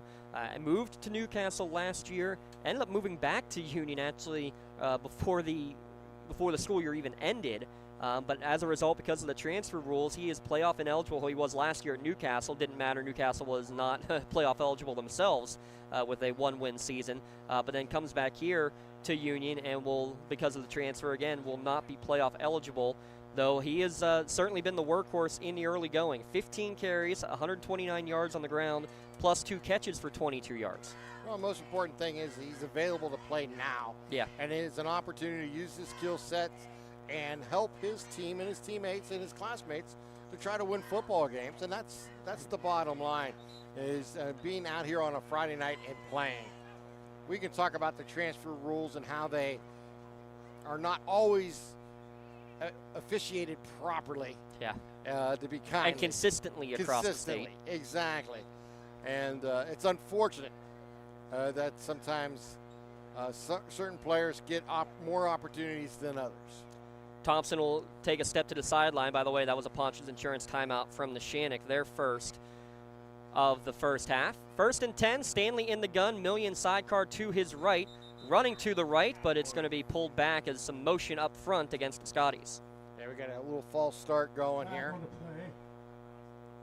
So it'll be 1st down and 15. Isaac Casciato, kind of that 6th lineman, will re-enter the contest now here for Union. Down to 5:26 remaining in the first half. Give a shout out to our powering sponsor, LCAP. So many great ways LCAP improving the quality of life in and around Lawrence County.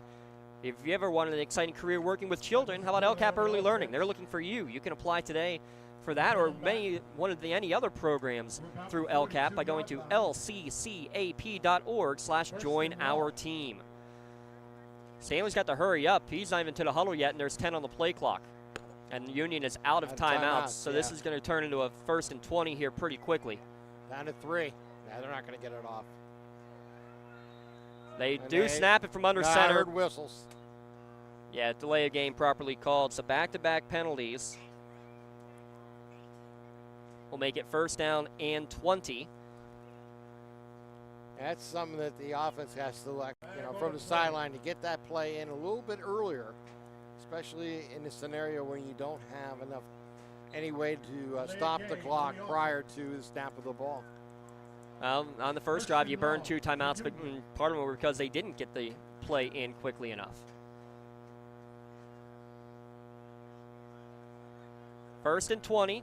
Stanley under center with Million as the lone back. Kelly the motion man. Turn, handoff, Million right side. Cuts up the field to the 40, 45, 50. Huge hole, 45, makes a man miss in the open field. To the 40, down to the 30-yard line before he's dragged down by Braden Montgomery. Yeah, it was Ashton Allen. No, you're right. It was Montgomery, number 13, with making that tackle. But what a run there by Millions. But what I really liked about this, James, is the different formations that they're using and showing throughout this ball game. I love seeing Lucas underneath center with the lone back, and then he gets the ball in the handoff on the long backfield and was able to see that hole and just use his speed to get that big run. And, man, did you see that move in the open field? I mean, not to be Chris Berman, but whoop, right around the defender. Someone's playing a little video games lately. I have not, believe it or not. And first and 10. I was more talking about Million. Oh, wow, okay. Using that juke stick. Exactly.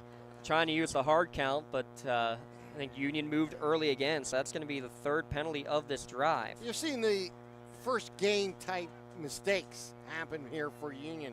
Not getting plays in on time, a couple false starts along the way.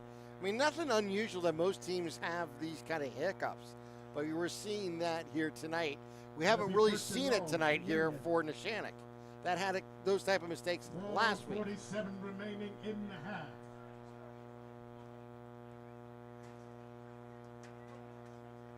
Stanley will go under center here, first down and 15. Turns, hands off to Million, cuts back up the middle. He gets pummeled near the line of scrimmage. Cadence Carter in there laying down the boom after getting about 4 or 5 back to the original line of scrimmage. Yeah, big play there. Again, just going back to the ground game, picking up a few yards, keeping the clock moving. Second down and 11. Hey, you're able to pick up some yards, get some of that back from the penalty. Got 4 of it back. Not a terrible scenario.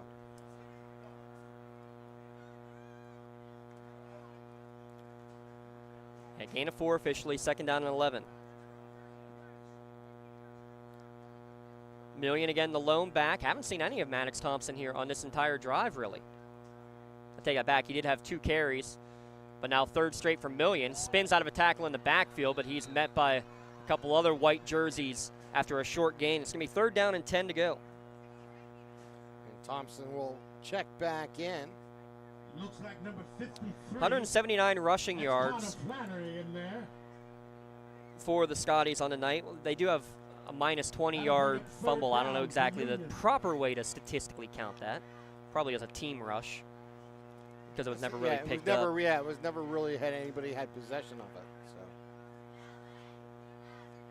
So. Led to the first Neshannock touchdown on that fumble deep in Scotties territory. You got to watch out for Maddox Thompson here. He has been the favorite player to go to. And he's not in the backfield. He is the receiver to the near side of the formation on third down and 10.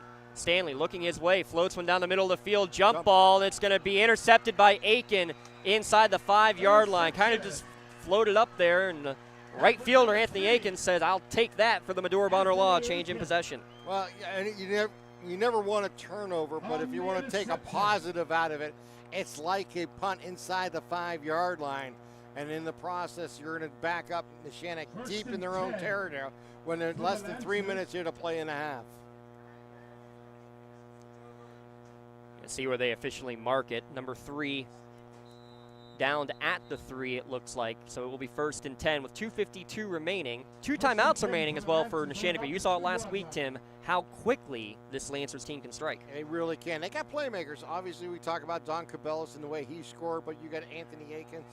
You have a couple others who have made big plays last year. Ethan Beeman made that big 70-yard touchdown reception in the game, too.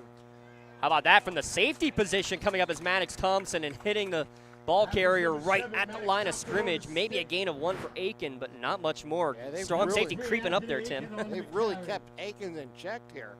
He has not been really a big factor. He's been a pound and ground guy, getting about a yard or 2 on every carry. 5 carries for 1 yard. He's got the Jerome Bettis stat line without the touchdowns. Handoff to the right, kind of a stretch play. Aiken out to the 5, spins out of a tackle, gets down to about the 9-yard line pick up a 4 or 5. It'll be 3rd down and manageable. And here's where it's interesting for Neshannock, because you want to take some time. If you don't convert the 3rd down, you don't want to give the ball back to Union. But at the same time, if you do convert, now you want to get in hurry-up mode. Yeah, you got 40 seconds between plays when the ball is set down, so there's no reason to snap this ball quickly, unless you have a play that you want to run. But yeah, got to think this is going to be something you want to keep in Mazzaco's hand, where he can make a decision, kind of an option play. Again, stretch to the right, hand off to Mazzacco on that right side, fighting forward past the 10, maybe to the 11. He's going to be short. Not much there. They snapped that a lot sooner than I expected. There was still about 20 seconds left on that time clock. 4th down and 2, and the offense is going to stay out there. So, I mean, you figure they're going to waste as much time as they can. They got timeout, so they could roll this down another 24 seconds and use the timeout. There'll be about 58, 59 seconds on the clock if they do use that timeout here, which I expect after the next 13 seconds roll off. I wonder if you try a hard count just to see if you can get that free 1st down. Nonetheless, they're just going to let it wind down now and take their 2nd timeout with 58 seconds, 57, 56. Clock still running. Still running. Yeah, well, it should be about 58. There's about 5 seconds less on the clock than it should be. Seconds remaining in the half. Coming up. There's about 5 seconds on that clock. That should be 58. We'll see if the officials on the field who have the official time make that distinction. Reminder again, coming up at the half, we will have our halftime show. We'll also we're gonna get this tent out of the way.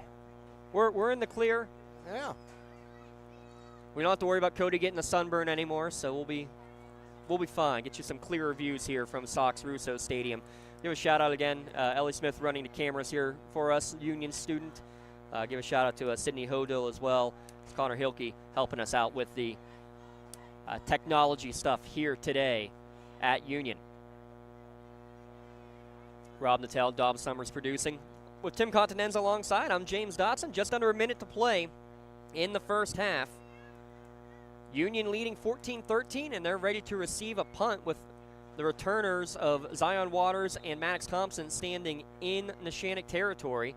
Ashton Allison standing on his own goal line, ready to boot it away. Snap is back, low end-over-end kick, going to be taken by Thompson at the 39-yard line with room in front of him to the 30, to the 25 down the far sideline, inside the 20, and just like that, inside the red zone goes the Scotties with 43 seconds left. Yeah, and perfect scenario if you're Union. Not only did you have the turnover inside the 5, you didn't let them outside the 10-yard line.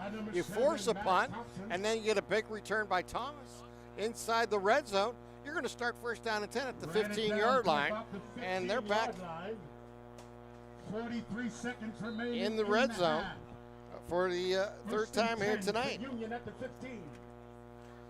Spirit Sales can help raise big money for your organization. Fill out a form at the Red Zone and let the Red Zone do the rest. Visit them online at redzonesports.com and see how your group can score big at the Red Zone. But remember, they are out of timeouts. 1st and 10 from the 15-yard line, though. Thompson, he'll get the carry, left side, cuts up the middle, nowhere to go. In fact, he's going to be held up and pushed back. Forward progress stopped, and now they got to hurry. Clock ticking at 35 seconds. Going to have to hurry back to the line of scrimmage, and Stanley's coming all the way back. I wonder if he's going to change shoes and just use Thomas as a quarterback. No? With some help from... They got to hurry up. There's down to 20 seconds left, and Stanley's hustling back in with the play call. Down to 15 seconds. Interesting. Well, they're probably going to have to throw the ball here just to save a play in case this is not successful. Down to 9 seconds. 8, 7. They're just now getting set. This is going to be the final play of the 1st half. Million goes in motion.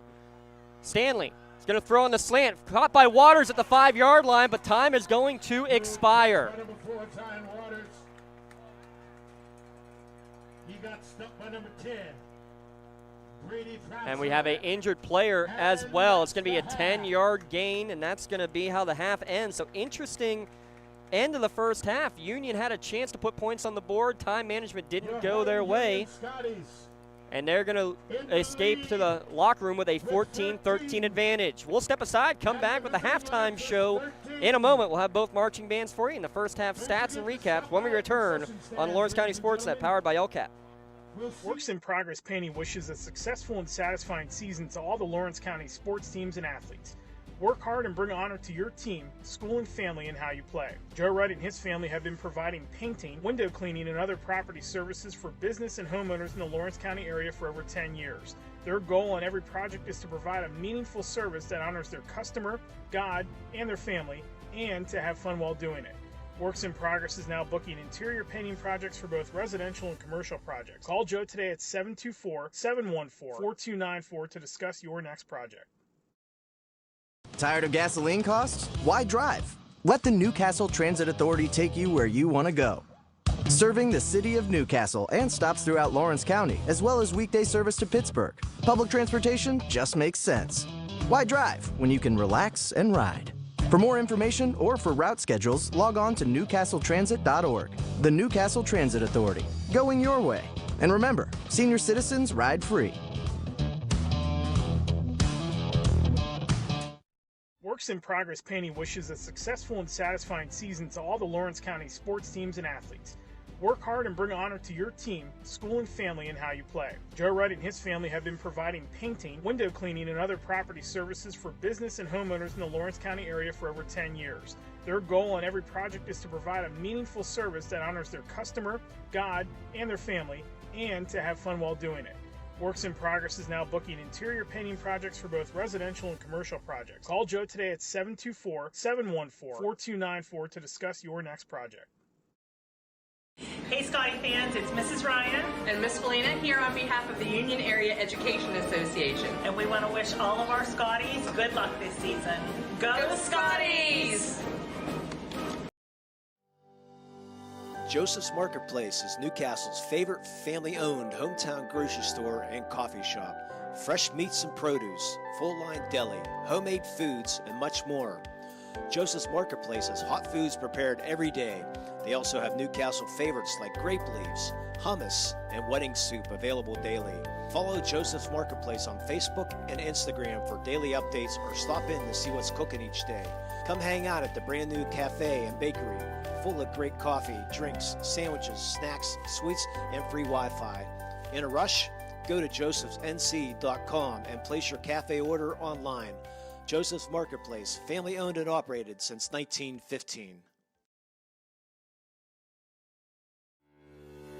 For 20 years, Melee Chiropractic has treated athletes of all ages to help them get safely back to the top of their game.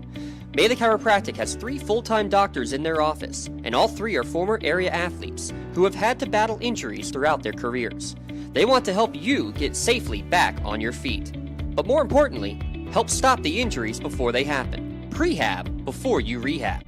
Attention all high school student athletes. During your sports season, a $30 visit to the Melee Chiropractic office includes an adjustment and/or all therapy is necessary. From the athletes of tomorrow to the weekend warriors and everything in between. Let Melee Chiropractic keep you in the game. GEM building contractors and developers have a proven record of performance on any size project. They bring value, local craftsmanship, expert management to meet any challenge. From design construction, from inspection to budget estimation, GEM Builders has been building our community for 70 years.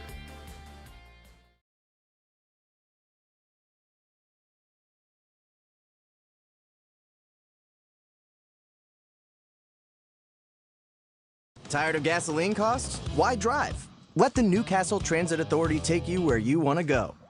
Serving the city of Newcastle and stops throughout Lawrence County, as well as weekday service to Pittsburgh. Public transportation just makes sense. Why drive when you can relax and ride? For more information or for route schedules, log on to newcastletransit.org. The Newcastle Transit Authority, going your way. And remember, senior citizens ride free.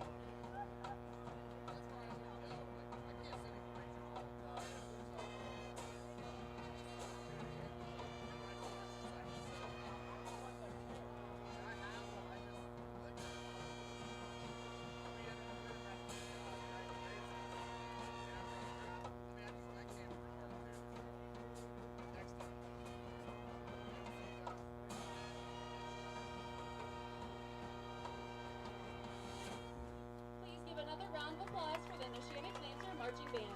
The band is under the direction of Miss Kimberly Heim and Assistant Band Director, Miss Abby Senator. Mrs. Taylor Rand-Heiler is our Lancer Advisor, and Mr. Connor Pastor, Mrs. Ashley Graziani, Mrs. Gabby Hitch, and Miss Catherine Hatfield are our assistant staff members. There we go. The band gives a big thank you to the Neshannock School Board, administration, faculty, staff, and band parents for their support. On behalf of the band, this is Abby Senator wishing you a great evening. Go Lancers!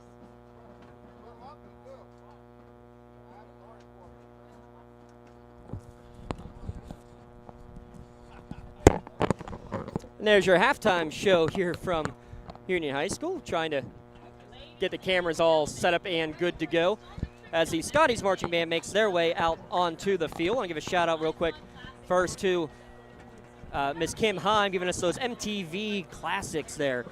Lena Grossman is the drum major for the Lancers Marching Band. Coming out now, Mr. Devin Householder giving us some iPod classics, Charlotte Gerarlu, Kaylee Flowers, the drum majors for the Scotties. We'll turn it back over to the Scotties Marching Band.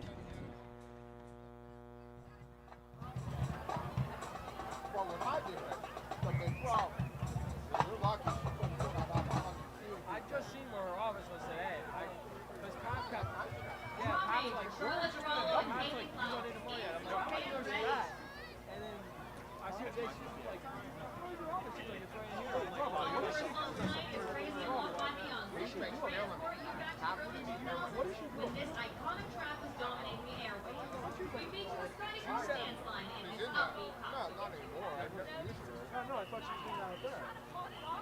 It was like in a hell of like mad, what do you go for? Like if he had a question about something mathematics, he's like,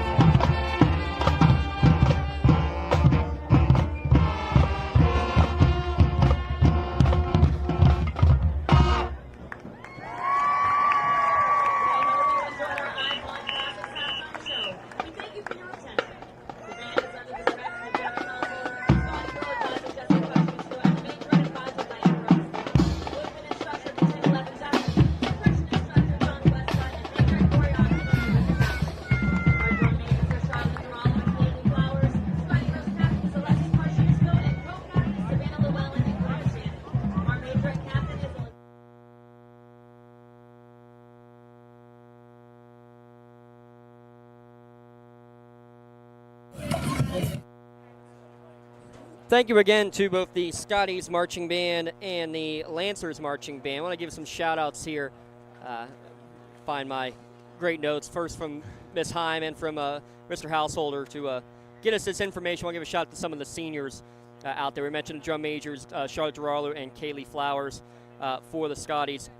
I want to give a shout-out to some of the captain, Scotty Girls captain Alexis Kosciuszko, one of the seniors, majorette captain Elizabeth Glidden as well. Big shout out to them. And for the Lancers, their drum major again. Find the right page. I feel like Tim Continenza now, flipping through everything. It does happen, unfortunately. Lena Grossman, want to give a shout out to the other seniors, Ryu Chua, Dylan Dess, Matthew Frank, Caleb Hale, Cole Rapsky, Jaden Rimmer, Morgan Rimmer, Emily Schaefer, Ethan Taniel, and Trey Tuck. Some fun stuff there for the halftime performances. We love showing off the bands, and we're going to do that to the best of our ability each and every week, as long as the camera batteries don't die on us right in the middle. One of our camera operators, Union student Ellie Smith. Ellie, here's a tradition we have here. You're going to turn the camera towards us for a minute. So, Tim, let's talk about the good old Chassis toss yet again. Yeah, well, for many years, Shashi and Limon bought tickets, and they never won. And every time they lost, it went over the shoulder.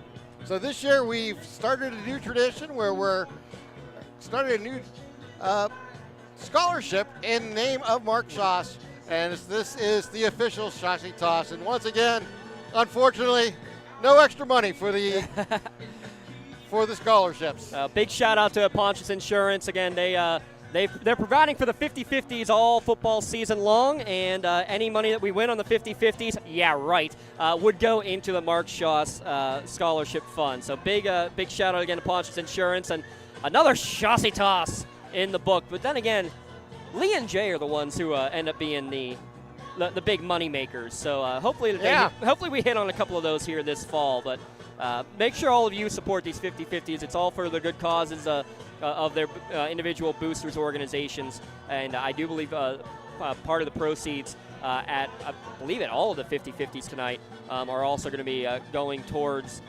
for Shenango High School and everything going on with them. And again, our thoughts and prayers continue to be with Coach Graham and that entire Wildcat community. Also want to give a shout out to the Sharpsville community. They also lost a student and a player in this past week. Got to give a shout out to the Evans family, a great coaching family, great athletic family. Mrs. Evans passed away earlier this week as well after a bout with cancer. It's been a rough week here in Western PA on that front, but we're hoping to continue to provide some energy, some light, and we've had plenty of it here today, Tim, because that was an exciting first half, a 14-13 lead for Union over Neshannock as we get ready to start the second half. And Union almost doubling up Neshannock in total yards. 207 yards of offense for the Scotties, just 109 for Neshannock. Maddox Thompson leads the way, 129 rushing and 22 receiving yards. He's got both rushing touchdowns for the U. Gina Mazzocco, the quarterback for Neshannock, 74 yards on the ground, and he's got both Neshannock touchdowns. The difference in the game, Lucas Stanley 2 for 2 kicking extra points.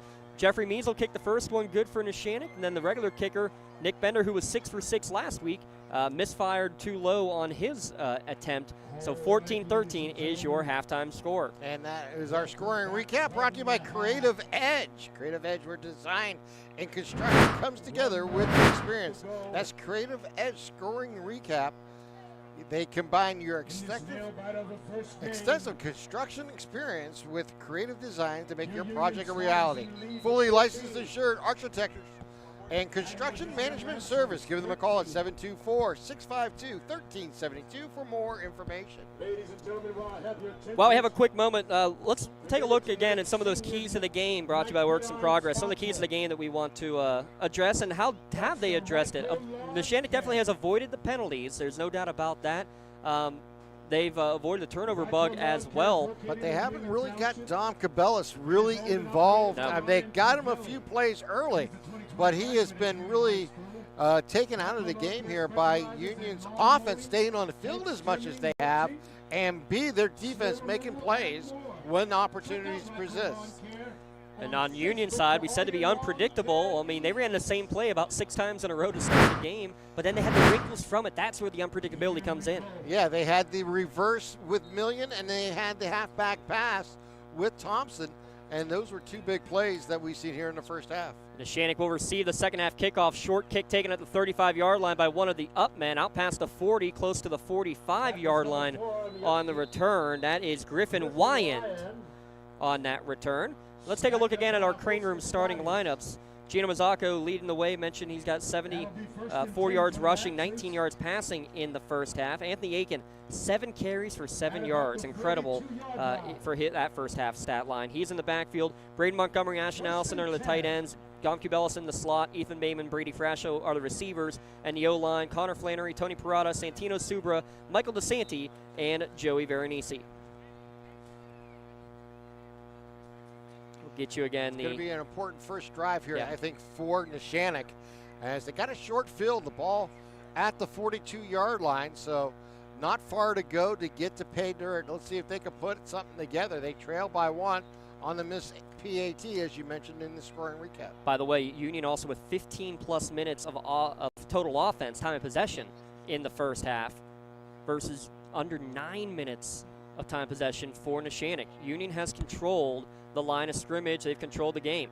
Pass on the far side, trying to get it to Dom Cubelis, and he's going to make a catch, but make a sliding catch on the bubble screen, and that's going to result in a loss of about 4 or 5 yards. Yeah, a little behind him on the throw, and he went back to catch it, and when he did, he lost his footing. Made the catch, unfortunately, for the Neshannock, and he'll lose 3 on the play. That'll bring second and long for the Lancers. Cubelis has caught all 3 passes in the game. Aiken, 8th carry of the game, back to the original line of scrimmage. That's about it. Swayze Reichert in there on the stop. Reichert with Mukabia, Carbone, and Mitchell on there in the defensive front. Jordan Kelly, Lucas Stanley, and Andrew Thompson. The linebackers, Jaden Townsend, Zion Waters, Johnny Million, and Maddox Thompson in the defensive backfield.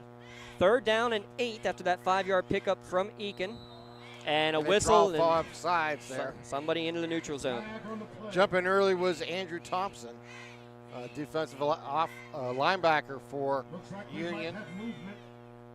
A little hard count there by Mazzocco, caught him off guard, and he jumped just a little bit early into the neutral zone. 7th penalty for 70 yards. So that's a big 5-yard gainer. It brings up 3rd down and very manageable. It's 3rd down and 2 now. And the Lancers were 3 for 5 on 3rd downs in that first half. When you got a running back like Anthony Aikens and a quarterback with Mazzocco who's run the ball well, a lot of options here, and they can even use the air. Zone read, keeper from Mazzocco. He's got the first down on the right edge. Across midfield to the 45, down to the 44-yard line. Perfect again on the quarterback option. Yeah, you got to give a lot up to Gino tonight. The 5'9", 170-pound junior quarterback really reading the defense well. Kicking that ball into the belly of Aikens and then making decisions with it, either giving it to him or keeping it.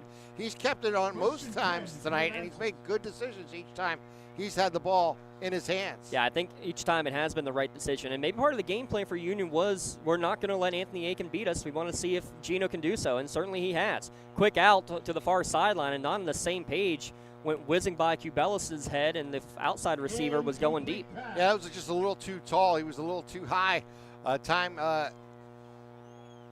He turned around. The ball was over his head and behind him, and Don Cubelis never had an opportunity to really make a play on the ball. 2nd and 10. Stay tuned for the winning word, brought to you by the Crane Room Grill. More on that here in a moment.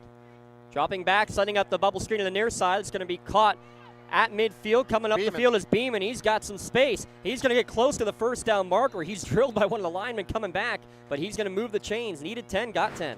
You know, Beeman had that big 70-yard touchdown catch last weekend against Mohawk. It's nice to see them actually get them involved. Obviously, you're concentrating on what Don Cubelis can do anytime he has the ball. By showing what Beeman does, kind of makes it a dual threat. And I like this, too. A little bit of pace here. No huddle offense, trying to get to the line quickly. Throw it in the flat for Cubelis, his 4th catch of the game. He gets a block. He's across the 30, down to the 25-yard line. Pick up 7 or 8 yards. These quick, short passes. How about this? Mazzocco's thrown 4 passes on this drive. He threw 4 in the entire first half. 8-yard pickup. Yeah.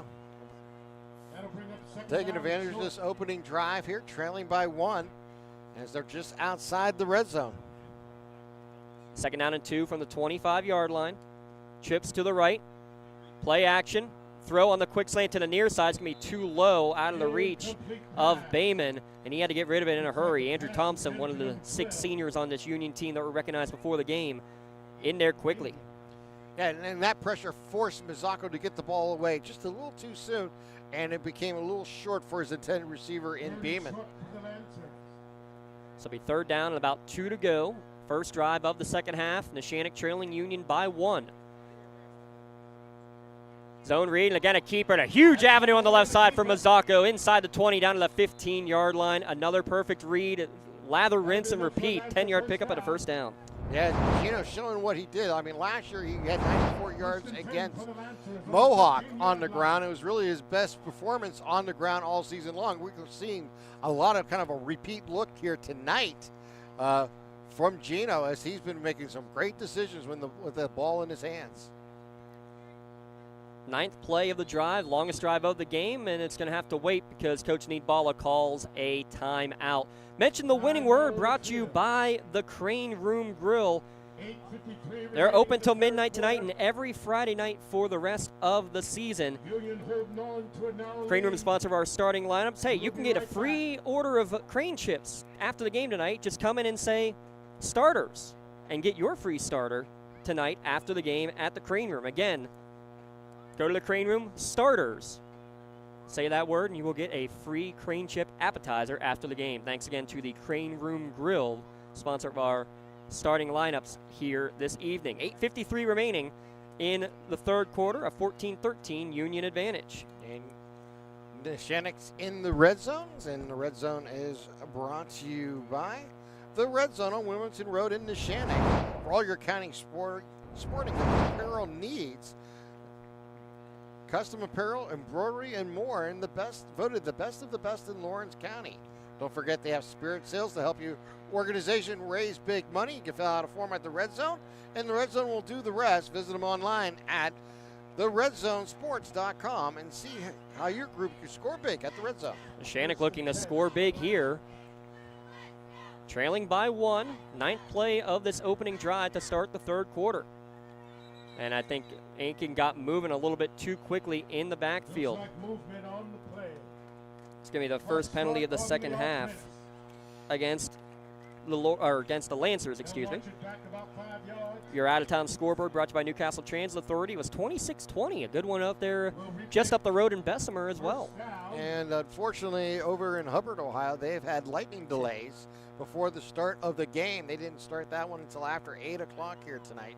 So Wilmington and Hubbard just underway a little bit ago. And we'll try to get you some score updates on that one as well throughout the course of this one. 2 tight ends set to the left on 1st and 15. Play action throw over the middle. Wide open is Braden Montgomery up the seam into the end zone. 20-yard touchdown.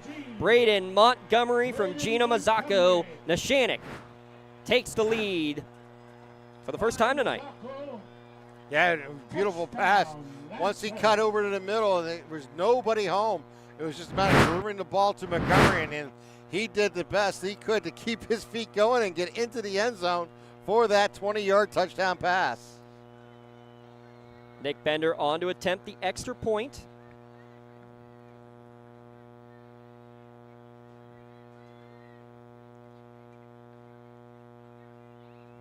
Now the ball's set and ready for play. Frasso the hold, snap is good, hold is good, and the kick right into the band shelter off the bass drum and good. 20-14, Neshannock leads early 3rd quarter over Union. Back in a moment, it's the Lawrence County SportsNet powered by LCAP. When it comes to shopping for insurance, there are thousands of options out there. MVP Insurance proactively shops and compares your policies to find the best coverage and rate. Josh Mathur and David Verratti want to provide you with the level of personalized service that you know that you are the MVP of their agency. They simplify insurance so you can live stress-free. Visit one of their locations in Zeno-Leopold or in New Springfield, Ohio. Call MVP for the win. Proud sponsor of the MVP of the game on the Lawrence County SportsNet. Does your blueprint not match the vision of your building project? Not with Creative Edge Architecture. From concept to creation, Jeff Measle will help tackle the complex problems, creating design solutions and construction experience. Creative Edge gives you the edge design and construction meet. About a 9-play scoring drive for Neshannock to start the second half. 9 plays, 58 yards. Your Joseph's Marketplace drive summary. And a beautiful call to play action. 2 tight ends over there. No one went with the senior Montgomery going right up the hash marks. Yeah, 20 yards, very simple play. And in the process gives Neshannock the lead. Joseph's Marketplace, your favorite family-owned grocery store and shopping cop. You can find them online at josephsnc.com. So Neshannock takes their first lead over Union. 20-14. Zion Walters bobbled the kickoff, but he runs quickly up the middle to the 35. I love the north-south running that he does on these kick returns. Yeah, and that's the key. Any type of kickoff return or punt return, you'd really very seldom ever want to go east and west. You want to go north and south, and he was able to do it. He did bobble it. He got it like close to the face mask, but he was able to control it and advance it out here to the 35-yard line. So we've seen both Maddox Thompson and Lucas Stanley getting the snaps from the quarterback position. Thompson 16 carries out of the Wildcat. He also threw for 16 yards. He's behind center with Stanley to his right. H-backs are Million and Jamel Mitchell, who's the lead blocker, coming to the right as Thompson dancing around, not finding a lot of room. Forward progress stopped after about a 2-yard pickup. This is going to be a big offensive series here, I think, for Union. They've really controlled the offensive line here in the first half. They want to come out and reestablish themselves, especially now after they trail here for the first time tonight, 20-14. Jamel Mitchell, Damian Carbone, Swayze Reichert, Rogan Hupp, Dan Macabia. We've seen a extra lineman and Isaac Casciato in there a good chunk this evening as well. 2-yard gain, 2nd and 8. This time it's Stanley behind center, Thompson to his right. It's going to be a design run for Stanley up the gut. 6'2 quarterback crosses the 40 out to the 41-yard line. Pick up a 4. Well, 3 yards in a cloud of dust for Lucas Stanley. The defense, Joe Veronese, Tony Parada, Connor Flannery, and Michael DeSanti on the defensive line. Braden Montgomery, Ashton Allison, and Ethan Beeman are the starting linebackers. Brady Frasso, Dom Cubelis, Hayden Tatterson, Anthony Aiken in the secondary. We've also seen a lot of Sam Flora out there in the secondary, and we've seen Dante Canciello and Cadence Carter a lot on the defensive line. 3rd down and 4 upcoming, and Stanley's hobbled at the end of this play, Tim. Yeah, he's kind of gingerly working, I think, on his right foot. We'll see if they... Not sure if he's trying to stretch out. Maybe it is he's trying to stretch out kind of, if he does. With assistance, they're going to have to bring him out for a play.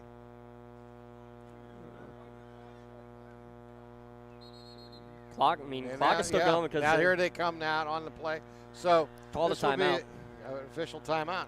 Well, give me a chance to congratulate Nick Bender for scoring last night on a soccer goal, and tonight scoring a extra point. So we've seen him scoring both on the field, on the soccer pitch, and now on the football field in back-to-back nights. And we'll see him doing his 3rd sport in the fall, cross country, when we cover the MAC championships here in a couple of weekends over there at Shenango High School as well. So, we love talking about these multi-sport athletes, 3-sport athletes, sometimes a 4-sport athlete is insane.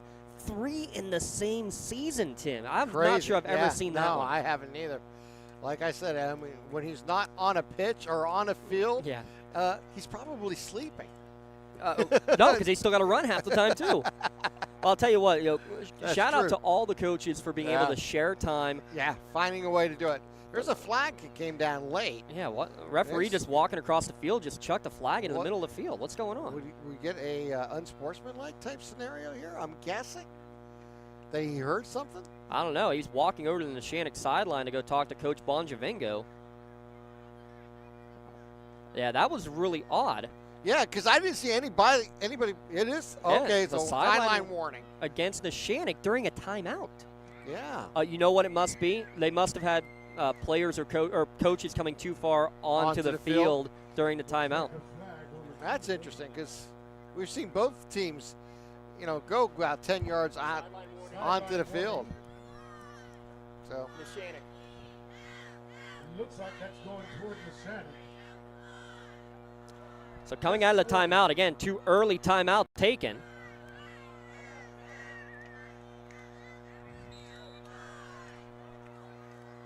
Well, he just avoided you. I know. Bree just failed my class because she didn't throw a ball to us. 3rd down and 4 as we get back to the action. 2 timeouts already taken by the Scotties. Thompson in the gun with Stanley to his right. They're going to go on the end around a million from right to left. He's got a lot of room in front of him. 1st down and more across midfield. Breaks a tackle at the 40, to the 30, down the far sideline. 1 man to beat, and he's going to get dragged out of bounds inside the 10. You saw it last week a lot, that kind of inside reverse with Mohawk running it with Jackson Chapman. He's a big boy. Gianni Million throws with the run. 5'7", 170 pounds, and just kind of sneaking out of nowhere, Tim. Yeah, what he basically was able to do, they've been running one side, and then all of a sudden you use that reverse, and Millions with that speed was able to get to the edge. Once he got to the edge, it was just a foot race. It was a matter of would somebody on the defense be able to catch him and knock him out of bounds.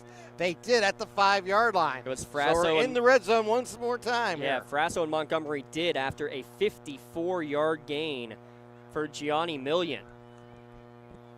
Keep that one in mind as a potential play of the game nomination. So 1st and goal at the 5. Million now the H-back. Going to be the lead blocker on the left side for Thompson. Thompson going to the pylon, into the end zone from 5 yards out. His 3rd score of the game, and we're tied at 20. And there is what I was asking about coming into this drive. How would Union answer from trailing for the first time tonight?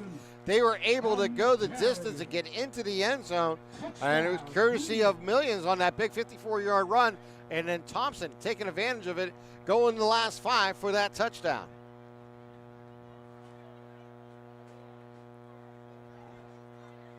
Thompson just following blockers, going to the left side and just going towards the pylon, and once he was able to get there, gets it in as Lucas Stanley changes his shoot as he gets ready for the point after here.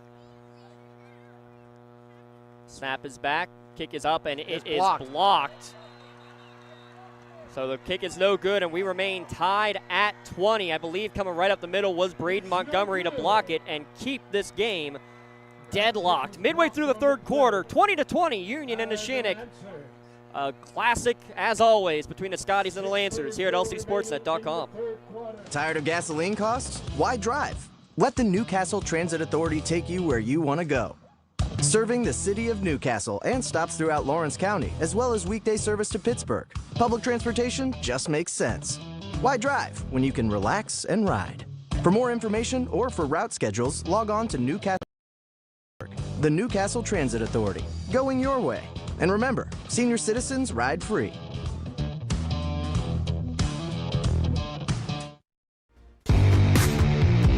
From high school to the pros and everything in between, you're listening to City View Sportscast, part of the iMedia One network.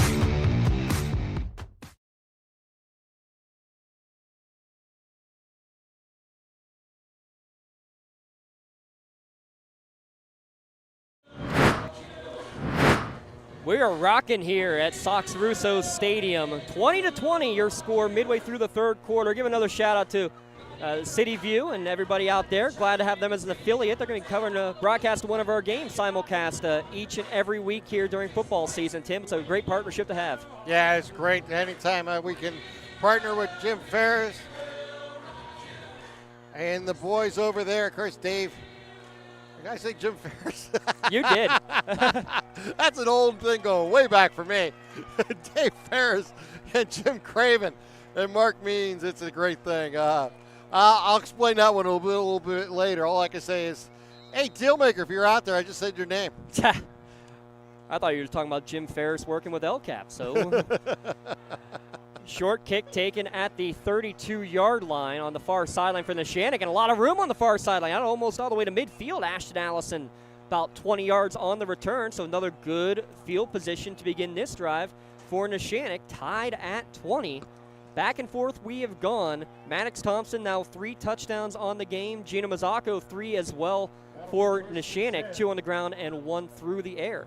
And, of course, that drive recap was brought to you by Joseph's Marketplace or Joseph's Grocery Store and Coffee Shop. You want to check all them out online at josephsnc.com. I'm about to go see what they have cooking tomorrow. I got the big fantasy draft tomorrow. Yeah, Tim. I got actually 2 at the same time, so one will be auto drafting. Oh, come on. You can't do both at the same time. Gina Mazzaga can do everything right now. Big hole right side. To the 30. Down the far sideline to the 20. To the 10. One play. Touchdown Lancers. Can't beat that. 53-yard touchdown run. What? God, have a game, Gina Mazzaga. Yeah, it'll be one in the record books for him. That was number 1.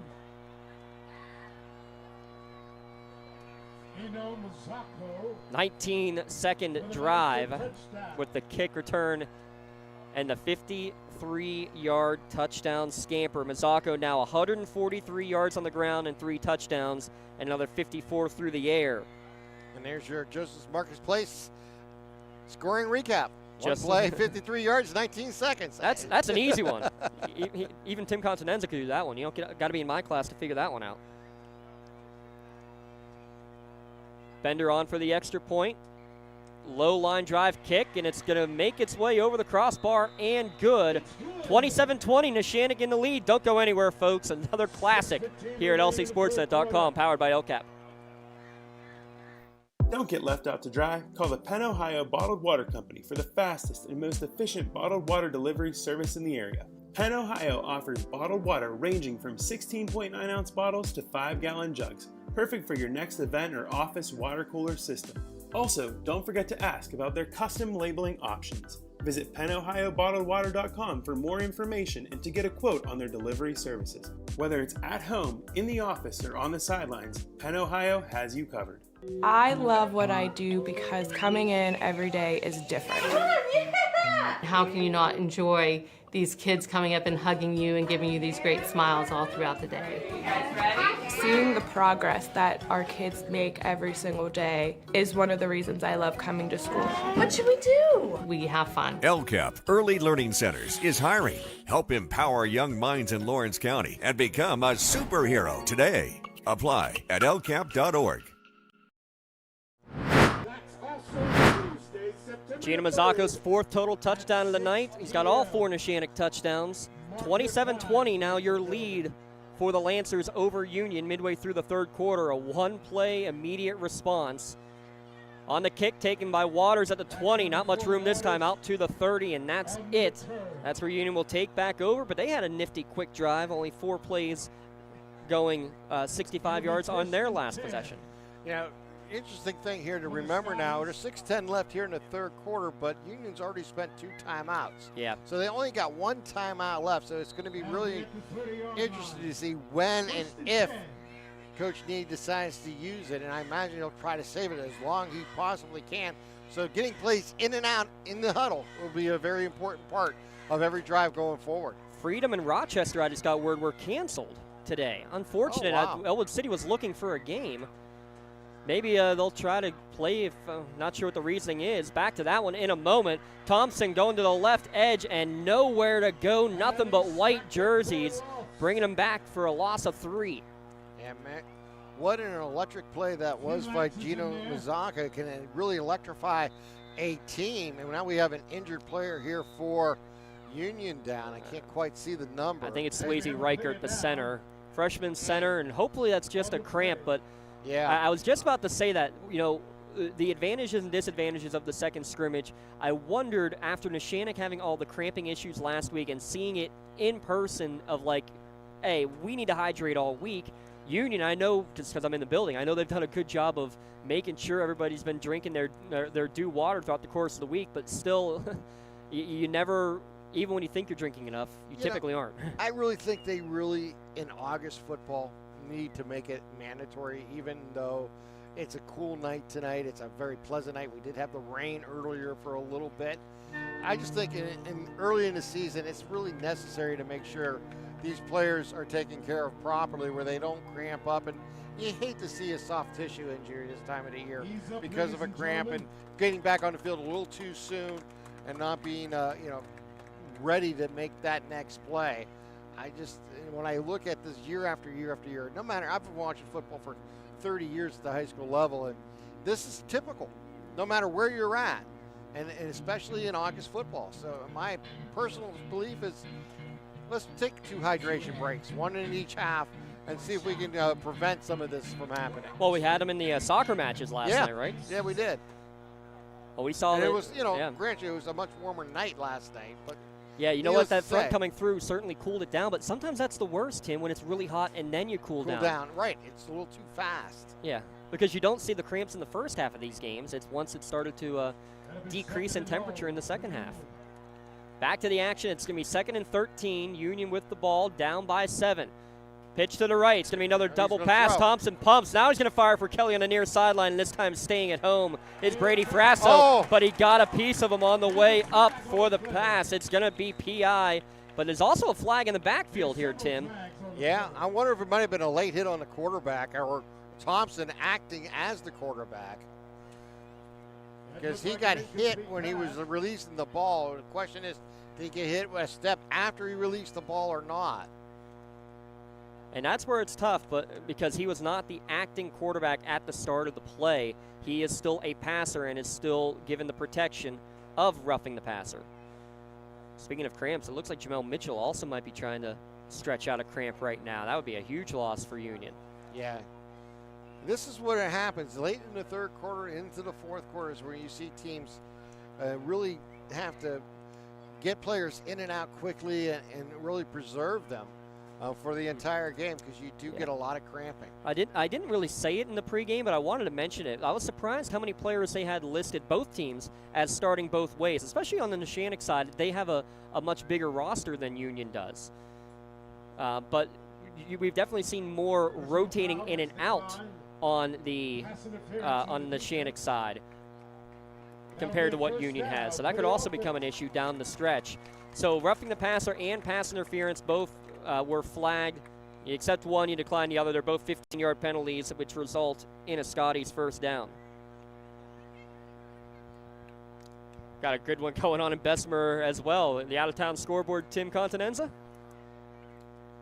Well, we get Laurel game, and they're trailed now by 1, 27-26. Oh, yeah, Laurel just took the lead 27-26. You're right, yeah. Okay, yes. Out there in Bessemer. Okay. That's the other game we have. Eric Thomas, Lee Moan on the call from that one. Man, Mohawk's going to be in some high-scoring games all year from the looks of things. Then again, so is Neshannock. 42 points they put up in week 0, game 1. Now they put up 27 here so far today. So after a long discussion with Coach Need Bala of Union, the officials now have to go on the other side and explain everything to first-year head coach Michael Bonjavengo and try to get the explanation. It'll be 1st and 10 from about the 43-yard line. There's a lot of points being scored here in the county again tonight. And, it's tough to tell in the first week, and really tough here in game 2 as well. Is it the offenses that are that good, the defenses that are struggling, a combination of both? Because that Laurel-Elwood game last week, the defenses just played lights out, or so we thought. Seeing Laurel putting up the points tonight, I think even more showcases how good the defenses are. Santini's having a big game here for Elwood City. Million with a handoff up the middle across midfield. He looks like Darren Sproles out there. He kind of gets hidden behind the big boys, Tim. 10 yards on the first down. I mean, for Laurel, Santini seems to be lighting up the scoreboard from what I've got getting on my text reports. If you had Gianni Million, a kid who had never had a varsity touch on a football field, as a 100-yard rusher tonight, Cody Patterson wants a word with you. Yeah. Congratulations on your bingo. Yeah.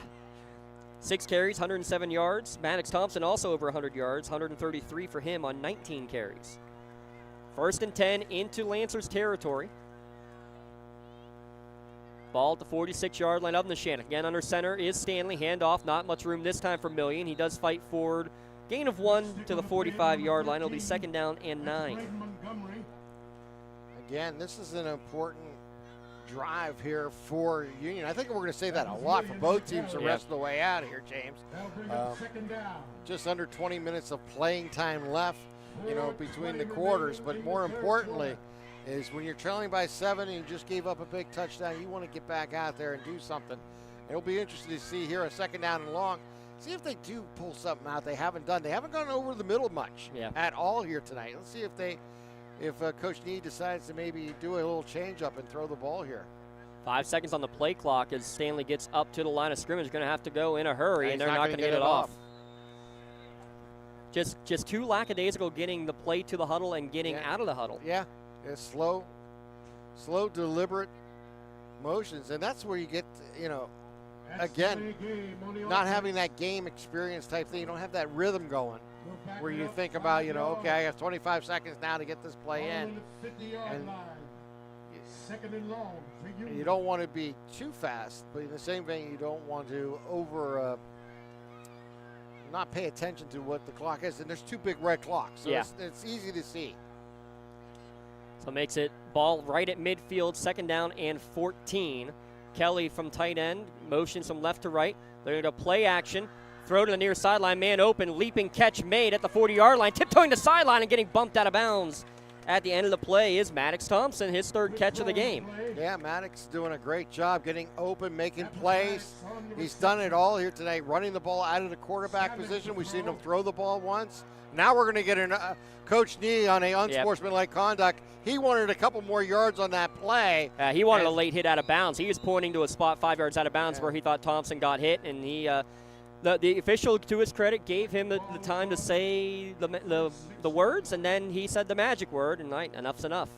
Yeah. We'll see if that was enough for a first down. Right now, from where it's spotted, it should be enough for a first down, which means this would be a dead ball penalty. It would still be 1st and 10, but if they mark this as short, then it's instead of 1st and 10, 15 yards back, it's 3rd and 16. 15 yards back. You almost have to ask for a measurement, I think, if you're Coach Nee ahead of time, just to make sure in case they don't give you the first down.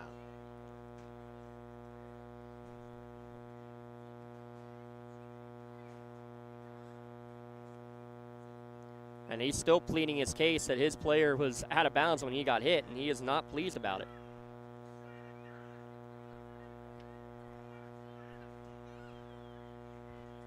Well, while they have that discussion out on the field, remind you again, our Penn Ohio Bottled Water podcast, they deliver our Beyond the Scoreboard podcast each and every week. Let us see what coach we get to be talking to. And it was not an unsportsmanlike conduct, by the way. It was just a sideline warning was the official. Oh, interesting. And from the looks of it, they have not moved the chain, so it is still 3rd down. The clock is running. The play clock is not running. Meanwhile, they're still looking to see whether it's the first down or not. I think, they're going to have to straighten this all out here, the officials, and get the clock read and figure out what down it is and what the distance is. Well, and, I mean, this should have been taken care of, over a minute ago, just because, look, if it's that close and a team is asking for a measurement, the officials are supposed to ask for a measurement. Right.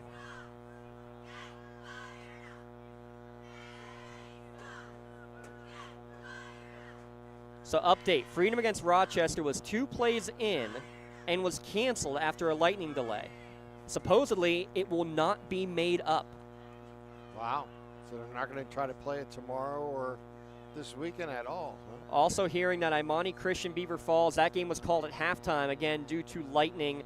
Basically, the teams agreed with a 34-0 advantage for Imani Christian over Beaver Falls that game is an official game. So they do bring out the chains here to see if the first down was made. And so here's the other thing, too, because from what I understand, the officiating nowadays is they basically, anytime there's a first down, they put the ball right at the beginning of a line of scrimmage. So there should never be really any question whether it's a first down or not. Should be just shy, it looks like. Yep, calling it just shy. So basically from what I've been told by many officials is that they should never need to do a measurement. And here's the other thing, too. They measured that from the wrong spot technically, too, because the ball went out of bounds here. They should have measured it from where the ball went out of bounds, not where you move it in. It just, once you lose your mark, right. Yeah, and there's not much you can do. But here we go. Big 3rd down and less than 1. After all that, I never even marked down on that, what was it, a 19-yard pickup from Stanley to Thompson. Yes. Not 19-14, excuse me. We'll get that straightened out. It's going to be Stanley on the quarterback keeper up the middle. He's going to get enough to move the chains. And that's the safest play in football, when you just get underneath center, follow your blocks, and just pick up that yard necessary. And there, it was just a matter of inches. And it'll be first down and 10 here for Union, as the clock now approaches 3 minutes, 10 seconds remaining here in the third. Yeah, if you can't get a yard on a QB sneak, the way I would say it is that, no, you don't deserve that first down then. Yeah, I call it is the safest play in football. I mean, everybody knows what's coming, and it's just about your offensive line moving somebody. Let's go play rugby. Yeah. We'll take some what scrums. it is. I got no problem with some scrums. So now it's Maddox Thompson who is the lone back as Stanley goes under center here on 1st and 10. Ball at the 35-yard line. Million. Motion man. He's going to act like a fullback. Handoff up the middle. Not a lot of room at all. Cadence Carter kind of plugging it up there, up the gut from the nose guard position. Connor Flannery makes the hit. So he gets a yard on the play. It's just playing smash mouth football here for your Union on the last two plays. 7th play of the drive as we approach the 2-minute mark of the third quarter. 27-20, Neshannock with the lead. Neshannock, who's been 2A for the last 8 years, moved down to Class 1A. Union still a 1A school, one of the smallest public schools in the state, electing to voluntarily play up. Thompson, big hole up the middle. First down and more inside the 20. Cuts to the near side of the 10. Dragged out of bounds at about the 6-yard line. 18-yard pickup, and the Scotties are in the red zone. Yeah, give credit to that offensive line on the right side, as they were able to make a big gap here for Thompson. He just ran right through it and put on the Jets and gets into the red zone all the way inside the 10. Mark him out at the 7, so it officially goes down as a 17-yard gain. 21 carries for $151 for Maddox Thompson. So we're back in the red zone. And don't forget to stop by the red zone on Wilmington Road in Neshannock. You can find them online at redzonesports.com. Thompson now out of the game. Stanley under center with Million behind him. 1st and goal from the 7-yard line. Extra lineman in there again, Casciato. Handoff up the middle and going nowhere. That play blown up by the interior of the Neshannock defensive line, pushing them back. Is that Canciello again? Dante Canciello pushing him back.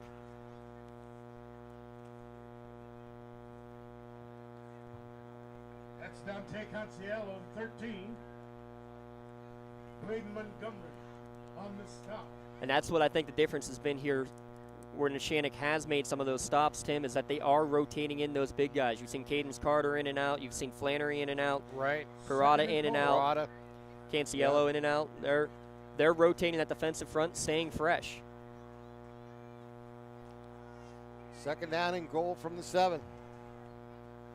It looks like Thompson again on the sideline getting stretched out. Shotgun formation now for Stanley. 2 on the play clock, gotta hurry. And he does. I think we got movement.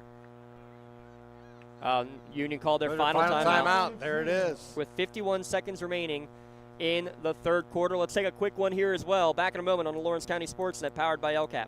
Works in Progress Painting wishes a successful and satisfying season to all the Lawrence County sports teams and athletes. Work hard and bring honor to your team, school, and family in how you play. Joe Wright and his family have been providing painting, window cleaning, and other property services for business and homeowners in the Lawrence County area for over 10 years. Their goal on every project is to provide a meaningful service that honors their customer, God, and their family, and to have fun while doing it. Works in Progress is now booking interior painting projects for both residential and commercial projects. Call Joe today at 724-714-4294 to discuss your next project. Looking for a unique way to expand your business? Advertise on the Lawrence County SportsNet and be seen by thousands of viewers in the area and around the country on over 100 broadcasts each year. Visit lcsportsnet.com and click Advertise with LCSN.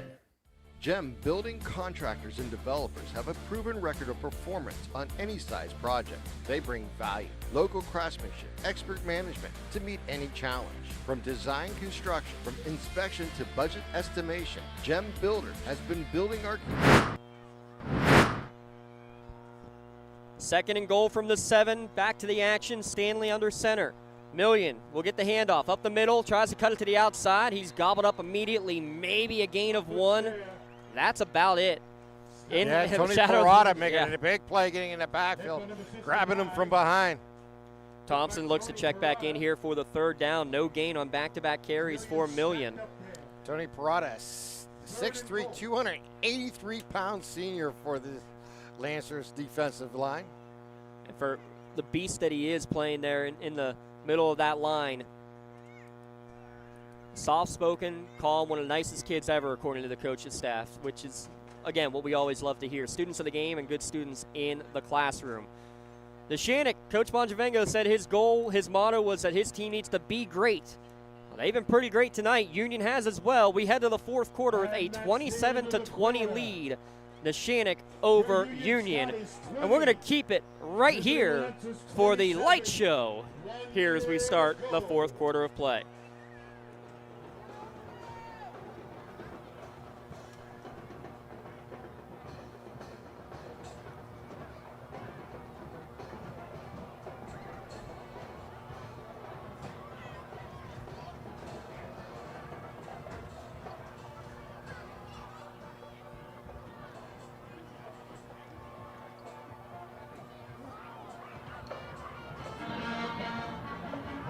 Ladies and gentlemen, if you have your cell phones, we want you to get your cell phones out and light it up. Turn on your cell phones, lights, and light up tonight.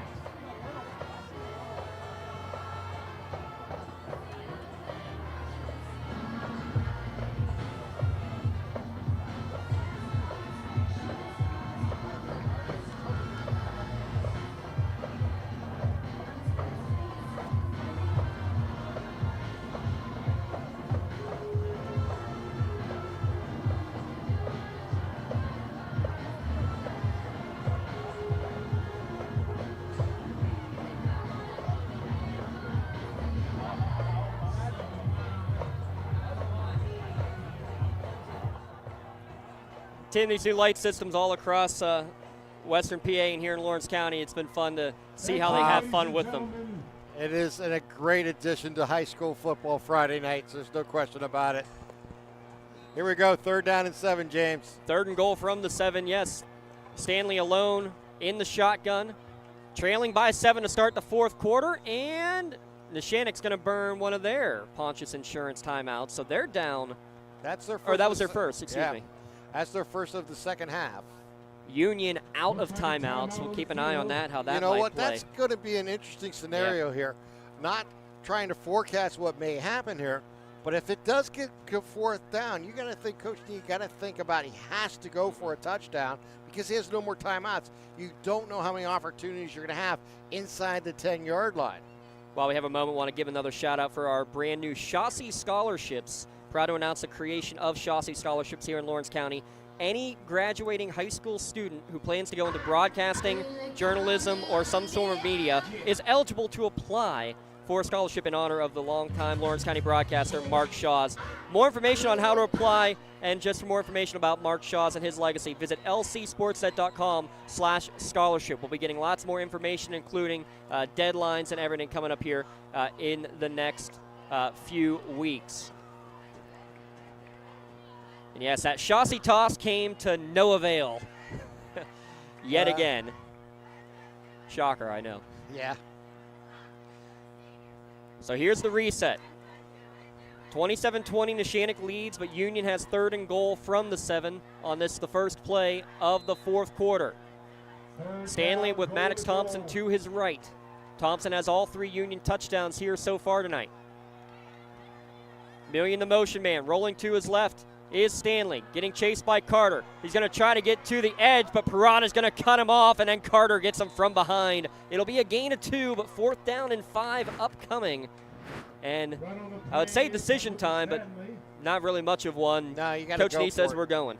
Yeah, and we got to give a lot of credit to the Neshannock defense for stringing that play. One of the players who really did a great job making sure no one could get to the edge was Ethan Beeman, as he was able to really close that off and force him inside. And and then process, and then right into the hands of his teammates to bring them down. Yeah, and can you believe how quickly the big man we just talked about him, Big Tony Barada, he was also there sealing the edge. So here we go, 4th down and goal. Mark it at the 5. Ball on the left hash. In slot left is Thompson. Stanley in the gun.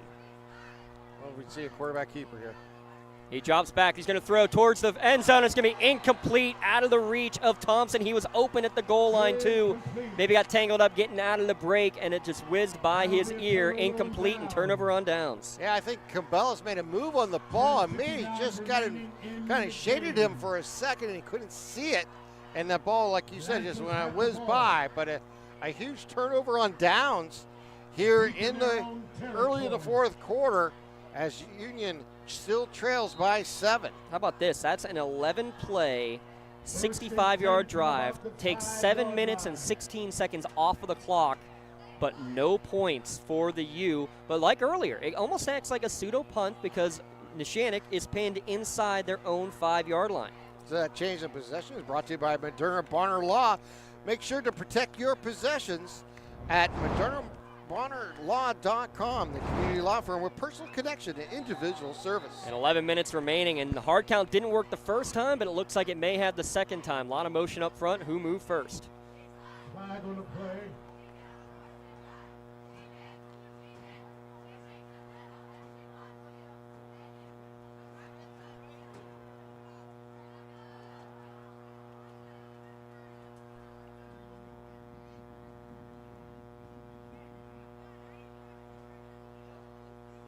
Delay game.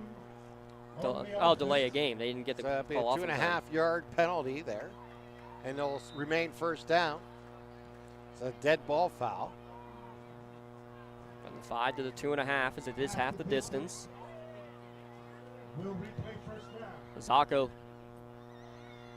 trying to get the signal from the sideline of what play to run. Now finally gets it. 5 seconds on the play clock. As he gets the snap, he's going to go hand near side. A tough time getting the handoff. Aiken barely able to hold on to it. As that was just maybe a little miscommunication. Didn't know whether to go forward or outside, and he nearly lost it, Tim. Yeah, it was a long handoff, and when processed, he almost kind of like shoved it towards him. And Aikens was juggled it. And quite honestly, he kept going forward and got control of it. Very fortunate scenario. Picked up the 2 yards that they lost on the penalty, and it brings up second down and 10. Yeah, back to that original line of scrimmage. We got another movement. And that's going to move them right back. Well, we'll see if they choose on the offensive line that stood up, or was it a defensive player that moved into the neutral zone? Well, Neshannock left tackle Connor Flannery is immediately pointing it the other way. I don't think he's saying that Jamel Mitchell jumped into the neutral zone, but I think he's saying that maybe he thought that someone on Union was barking out the cadence. The officials apparently against the offense. So we go back that 2.5 yards again. But it's second down and now about 13. I know you can't officially give 2.5-yard penalties in the scorebook, but you know what? When you got 2 of them, I'll call one a 3-yarder and one a 2-yarder. That makes sense, right? That adds up. I'm breaking rules left and right here. Oh, it looks good on paper, though. Yeah. So second down. Blitz off the edge. Zacco has to roll out of the pocket. Man open over the middle. It's caught by Montgomery. First down to the 20, out to the 25-yard line. Good job to really shield the defender. But first, Zacco evading the rush, Tim. Yeah, anytime you can find your big receiver there, as senior 6'2", 185 pounds in Montgomery. He cuts over the middle in front of the defender, and it was just an easy pitch and toss there from Zacco to Montgomery for that big pickup. For a Lancers team that has had such great tight ends over the last decade, it is impressive what they can do, and they haven't even done more. Anthony Aiken, somebody who hasn't done a lot here today, finally escapes for a big gain out past the 40 to the 44-yard line, gain of 17. Just about doubled his output that we've seen in this ball game from Anthony. The 5'10", 175-pound junior running back. Almost exactly. He had 15. That one goes for 17. So similar to what he did last week, though, Tim. He was just kind of workmanlike, kept working it, and then got the big run at the end of the third quarter against Mohawk. 2 receivers left, 2 tight ends right, pistol formation. They'll hand it off. This is Edworthy on the carry to the 45, breaks a tackle out towards the midfield before he's ushered out of bounds after a short gain. Now, talking about defense here for Union, this is going to be important for them to come up and get a stop here on 2nd and 3rd down. You have no more timeouts left in this ball game. If they continue to run the ball, they're going to take off 25, 30 seconds each time, even 40 seconds with how they set down the clock. So if you start playing the clock, if you're Neshannock, you can really roll this game away. Well, and the play clock didn't even start. They just snapped that with 30 seconds on the play clock. They could have wasted another 30 seconds if they wanted to. But Mazzocco says, I don't care. I'm going to drag tacklers across midfield close to the first down marker. Looks like he'll be just short of the line to gain. Still going. He got first down. And then Mitchell went down after the play. I think he just tripped over his teammate's foot. But we'll see where they officially mark forward progress being stopped. Right now it looks like they're going to mark it as a gain of 4 and just shy of the line to gain. I think it might be a first down. No, they move it back. He's short. Yeah, you're right. That'll bring up 3rd and short. So we've seen some interesting clock management here in this game because, again, Neshannock took that snap with 30 seconds left on the play clock. Quite often tonight. They've been running quickly. On the other side, though, too, you had Union that we thought had a chance to get points in the end of the first half and didn't go quickly enough. Flag. Big run for Aiken coming on the near sideline. This is going to go for a 52-yard touchdown, but flags thrown in the middle of the play. This one is coming back. Yeah. This one, unfortunately, we have a holding in the interior. And that is at the line of scrimmage, and they'll just mark it back off. Instead of be 3rd down and about 2 or 3rd down and 1, it'll turn into 3rd down and 11 coming up here for Neshannock. So Aiken with the blazing speed, able to escape. But a hold up the middle, allowing him to bounce to the outside. That's what he's done throughout this season. He just kind of workman-like, grinding it out, and then next thing you know, he gets to be able to get around the edge and takes off. Fortunate for Union, it was offensive holding in the process. Will bring up a 3rd down and 12 coming up here for and I'll tell you what, Gino Mazzocco is getting a little frustrated right now because there have been a couple plays on this where he does that zone read and he's handing it off, and then he's getting blasted right after the handoff. But, when you don't do that, that's when he's keeping it and he's getting the big gain. So it's tough because, he's not a passer at that point. There's no roughing the passer protection. Yeah. He does drop back to pass on 3rd and 11, steps up in the pocket, shovels it forward to Ashton Allison. He's got the first down and more down the far sideline to the 40, knocked out of bounds by a multitude of Scotties inside the 30. Oh, Gino Mazzocco pulls out of a Patrick Mahomes there as he rolls the route to the left side and just flicks it out. And Lucas Stanley is down maybe a cramp here for Union. But a huge play there by Mazzocco to Ashton, as he was, just like I said, pulled out a little Patrick Mahomes out of his back and just flipped it out there in any way possible for that completion.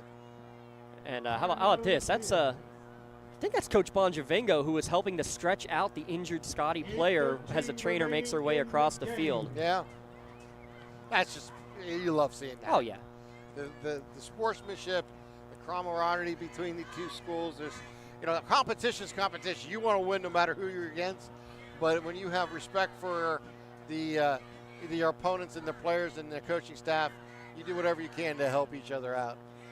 And let's be frank, these two schools, they're not fans of each other, Tim. Absolutely not. I mean, there's no schools in the county really like any other one. But at the same time, they have high respect for each. This should tell you enough, though. The amount of gold that we're seeing in the stands tonight, both Neshannock and Union student sections bringing out the gold in support of Shenango. I think that's what's the coolest thing that we see in this county is when someone's in crisis or when there's a team that's going for a championship. The other schools are then rooting for them. Exactly. It's the been communities all grow together. It becomes Lawrence County. County of Champions. Will we have more championships this year coming from Lawrence County? We're still a long way away from that. Delayed handoff to Aiken. He's able to make one man miss, and then he's dragged down by Robin Nogue. But again, those gains that were 1 yard, 2 yards in the first half, these are going for 4, 5, 6 yards at the worst right now. The Neshannock line starting to wear down the Scotties defense.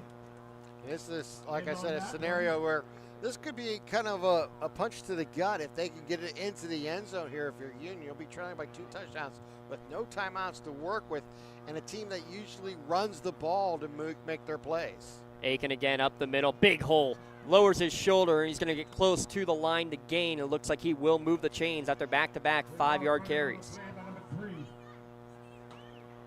Anthony Aiken. Close to another Lancer first down.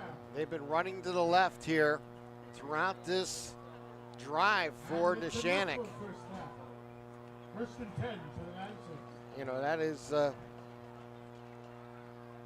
Tony Parada, and that's Flannery and Scruba all doing their jobs over there on the left-hand side. 9th play of the drive, fake to Edworthy, and Mazzocco says, touchdown. 5-pack for me, 14 yards out. Gino Mazzocco, a career night, 4th on the ground, 5th total in the game, and Neshannock takes a 2-score lead. Yeah, Mazzocco just did what he does best, reads the defense. Everything was going left side, he cuts back right, nobody home. It was just a sprint to the end zone, and in the process gives a 2-touchdown lead here to Neshannock with 7:13 remaining.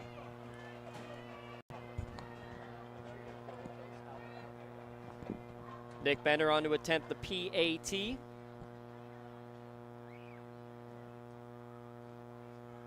The kick is up just inside the left upright and good. 34-20, Neshannock with the lead, 7:13 remaining in the contest. Back in a moment on the Lawrence County SportsNet and on City View Radio. When the high school season heats up, make sure you have the best gear to support your school. Head to the Red Zone on Wilmington Road in Neshannock for all your county sporting apparel needs. From sporting goods to custom apparel to embroidery and more, the Red Zone has it all. Quality gear for all 8 schools in the County of Champions. Stop by and enter the Red Zone or visit them online at theredzonesports.com. Score big at the Red Zone. I love what I do because coming in every day is different. How can you not enjoy these kids coming up and hugging you and giving you these great smiles all throughout the day? You guys ready? Seeing the progress that our kids make every single day is one of the reasons I love coming to school. What should we do? We have fun. LCAP Early Learning Centers is hiring. Help empower young minds in Lawrence County and become a superhero today. Apply at lcap.org.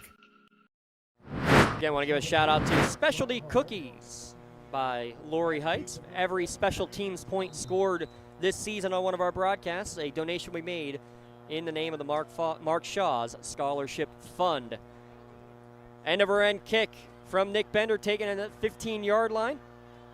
Hesitation, moving ball on the ground. Fight for it around the 25-yard line. On the return, it was Maddox Ryhall who coughed it up, but it does look like Union fell back on top of it. A 2-possession game for the first time today. Neshannock leading 34-20. Yeah, Union very fortunate to get that ball back as it was all by itself on the ground. But important is necessary is they now have to go to the offense. They have to score 2 touchdowns in the next 7 minutes, 10 seconds to tie this game up, have a potential to win it, and they have to do it with no timeouts. So it is a mountain of a challenge in front of this Union Scotties team. We'll see how they handle it. Oh, Gino Mazzocco, though. He's got 111 passing yards with a touchdown, 161 rushing yards, and 4 scores. I believe we have a new quarterback out there, Tim. Yeah, we do. We do. Stanley still sitting on the sideline, low snap, and going to get the handoff on an end around. Not a lot of running room whatsoever. Loss of a couple of yards. New quarterback in there is freshman Fred Settle. Yeah, Fred is a 5'10", 175-pounder. Not much there. We'll have to confirm. I think that was Chad Seidel, number 33, who got the handoff. Looks like 33, Chad Seidel on the carry. Loss of 1. That'll bring up 2nd down. So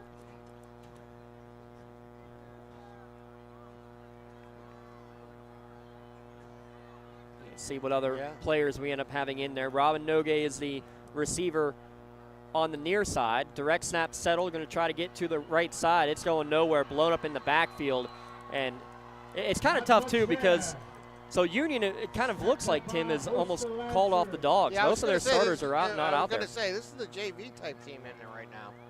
Yeah, a lot of new players. You haven't seen Carter Lansbury, one of the receivers. You have Jaden Wilkes, a freshman, out there for the first time on the O-line, as well as Damaris Austin. You still have the starting Neshannock defense as well, because this is still a 2-score game. Yeah. They're making sure of it, but I think Union is almost like, hey, we've seen a lot. We've seen some good things. In the end, we want to win, but this is also a non-section game. Right, and honestly, there's time to protect your players. Yeah. Early in the season, you don't want to get any type of soft tissue injury where it can't happen, and next thing you know, you have a groin injury and you're out 4 to 6 weeks. Settle tries to get to the edge. He's going to fall forward, get back close to the original line of scrimmage. After a loss of 5 on the last run, gains back 2 of them. Not much there. That'll bring up 4th and long. It'll be 4th and long, and they'll call it. Union will punt it away, trailing 34-20 with 5 minutes remaining. Imagine this normal special team will go out to handle this punting situation. And here they come. And Lucas Stanley will do the punting, I think. No, that's going to be Jordan Kelly. He was warming up punting as well, so Kelly will be the one to do the punting duties. But let's not let it go. Stanley's going to do the long snapping is what it is. Oh, okay. I think, they alternate. Kelly's going to roll out, and he's going to think about running, and he actually is going to tuck and run. And he's going to break one tackle, break another, but then is going to get pummeled out of bounds after about a 6-yard gain. So Kelly gets a run, but it's going to be a turnover on downs as a result. And taking the worst of it, the official on the far sideline got absolutely he got it hammered. Ran over. And they're checking on him now. Well, that change of possession is brought to you by Madura Bonner Law. Make sure to protect your possessions at MaduroBonnerLaw.com, a community firm with a personal connection and individual service. With flexible appointment hours, Madura Bonner Law has a team of experienced lawyers and staff always ready to help. You can find them online at MaduroBonnerLaw.com. Well, it's going to be a Neshannock victory, it looks like, with 4:26 remaining. But let's not forget about and not go without saying about some of the impressive things that Union did tonight. Look at the Maddox Thompson stat line. First off, 21 carries for 151 yards, 3 touchdowns. He also caught 3 passes for 36 yards, and he threw a 16-yard pass. Yeah. I mean, you want to talk about what Dom Cubelis did last week at Jack of all trades. This is kind of right up there with it. About Union and just the way they have been able to dominate the time of possession in the first half. They were absolutely, doing everything they wanted to do, run the ball left and right, and using both Thomas and Stanley as runners. And they were really effective up until the middle way through the third quarter, and that's when I think the cramping came in, some of the tiredness come in, because this is their first game of the year. It's a combination of different factors. You got to give a lot of credit to Neshannock for their last drive in 9 plays, 95 yards. That's a gut buster on your defense when you're trying to make plays. Every time you think you do, they're getting that first down and keeping the drive alive and marching downfield. That's where it really becomes a difficult play.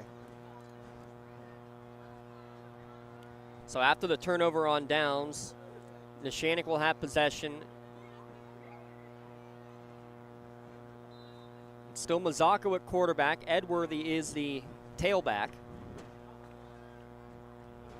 On 1st and 10, it's going to be a handoff to Edworthy, but there's going to be a whistle and a flag. Yeah, I think there was some movement up front. False start on the offense, and it'll cost them 5. Be interested to see how they handle it. They've been running the ball quickly. They have never really gotten close to the delay a game often in this game.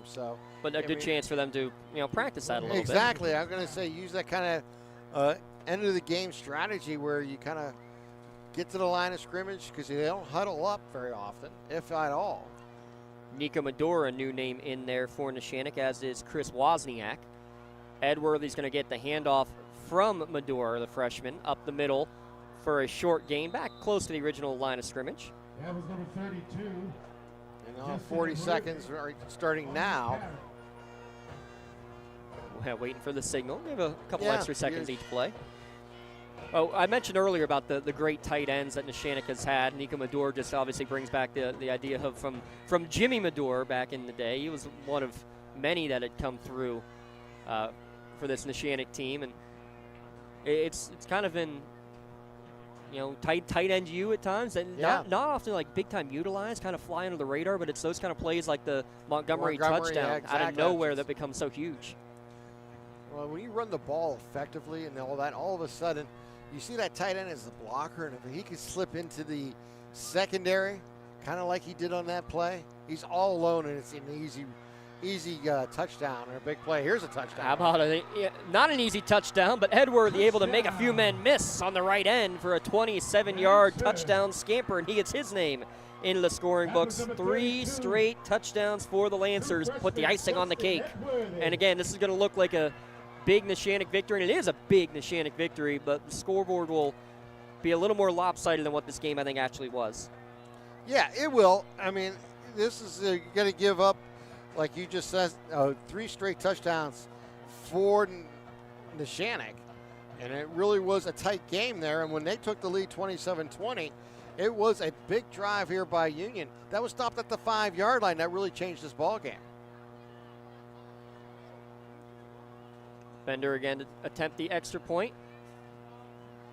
Kick is up, and it is right down the middle.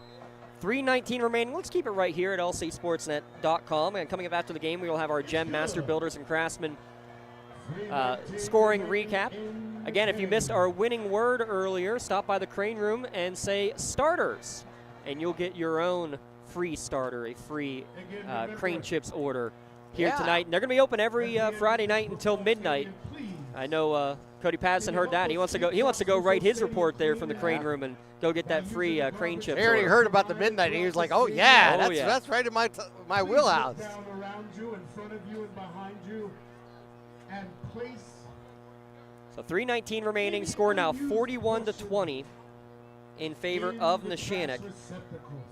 Well, you got to go back down to that 4th down play for Union where Neshannock's defense came up big and stopped in the end zone. The pass was there, but it was just unfortunately was not able to be seen by the receiver, and they turned the ball over. That was really the turning point of this game here. And then it was Neshannock's offense just meticulously going downfield on that 9-play, 95-yard drive to take a 2-touchdown lead. And then it was basically they called off the dogs here, and it says Union that they decided to go with some of the youth movement and let them get an opportunity to play under the lights here to start the season. I'll talk about the way they ended the season. Needed to mention our LCAP Team of the Month from June. The Neshannock Lancers softball team, an undefeated state championship yet again. 74 of the last 75 games have been Lancer victories. And give a shout out to Coach Jackie Lash getting her 100th victory, and a shout out as well, of course, to Miley Anderson and Addie Fry, who were our Players of the Month back in June. We'll have the Player and Team of the Month awards beginning officially in September. So August and September will kind of be combined together for those Player and Team of the Month awards here this year. Real quick, another out-of-town scoreboard. Hey, if gas prices continue to rise, save money on gas and let the Newcastle Transit Authority take you where you want to go. Newcastle Transit Authority is going your way. Looks like it's going Mohawk's way. They got the ball back with a 32-27 lead. Give a shout out, though. We talked about Maddox Thompson, what he's doing in a losing effort tonight. How about Lucas Santini? 335 passing yards, but it's going to be back there for Laurel, isn't he? It surely is, though. The number that matters is going to be an 0-2 start for the Spartans. But again, it doesn't matter. Yeah, it's not in conference yet. And 2 tight games against 2 quality 2A opponents. Yeah. I mean, anytime you're playing good competition, you have a chance to improve. Fred Settle will be the quarterback. Fred Bailey to his left. Low snap. And it's going to be on the ground, and trying to recover it is Chad Seidel, who was the motion man, and I'm not sure he did. It looks like Neshannock is going to fall on it. Unfortunately, things are kind of unraveling here for the youngsters here for Union, and that's another turnover here.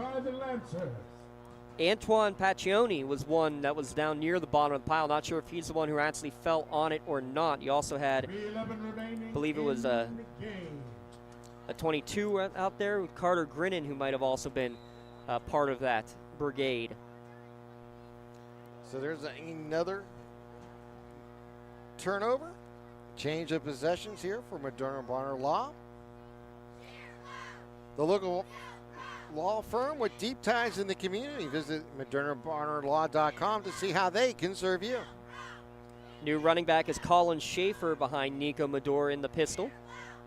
With the ball at the 10-yard line. Handoff up the middle, makes one man miss. How about that? One carry, 10 yards, touchdown for Colin Schaefer. That's number 31. Colin Schaefer. So Colin Schaefer gets into the end zone. Nice nifty move, getting outside to his left and just turning on his jets to get into the end zone for the 10-yard run. And now the scoreboard really doesn't look at the competition that we had earlier in tonight's game. 2 touchdowns just 20 seconds apart for Neshannock. Frasso the hold for another Nick Bender PAT.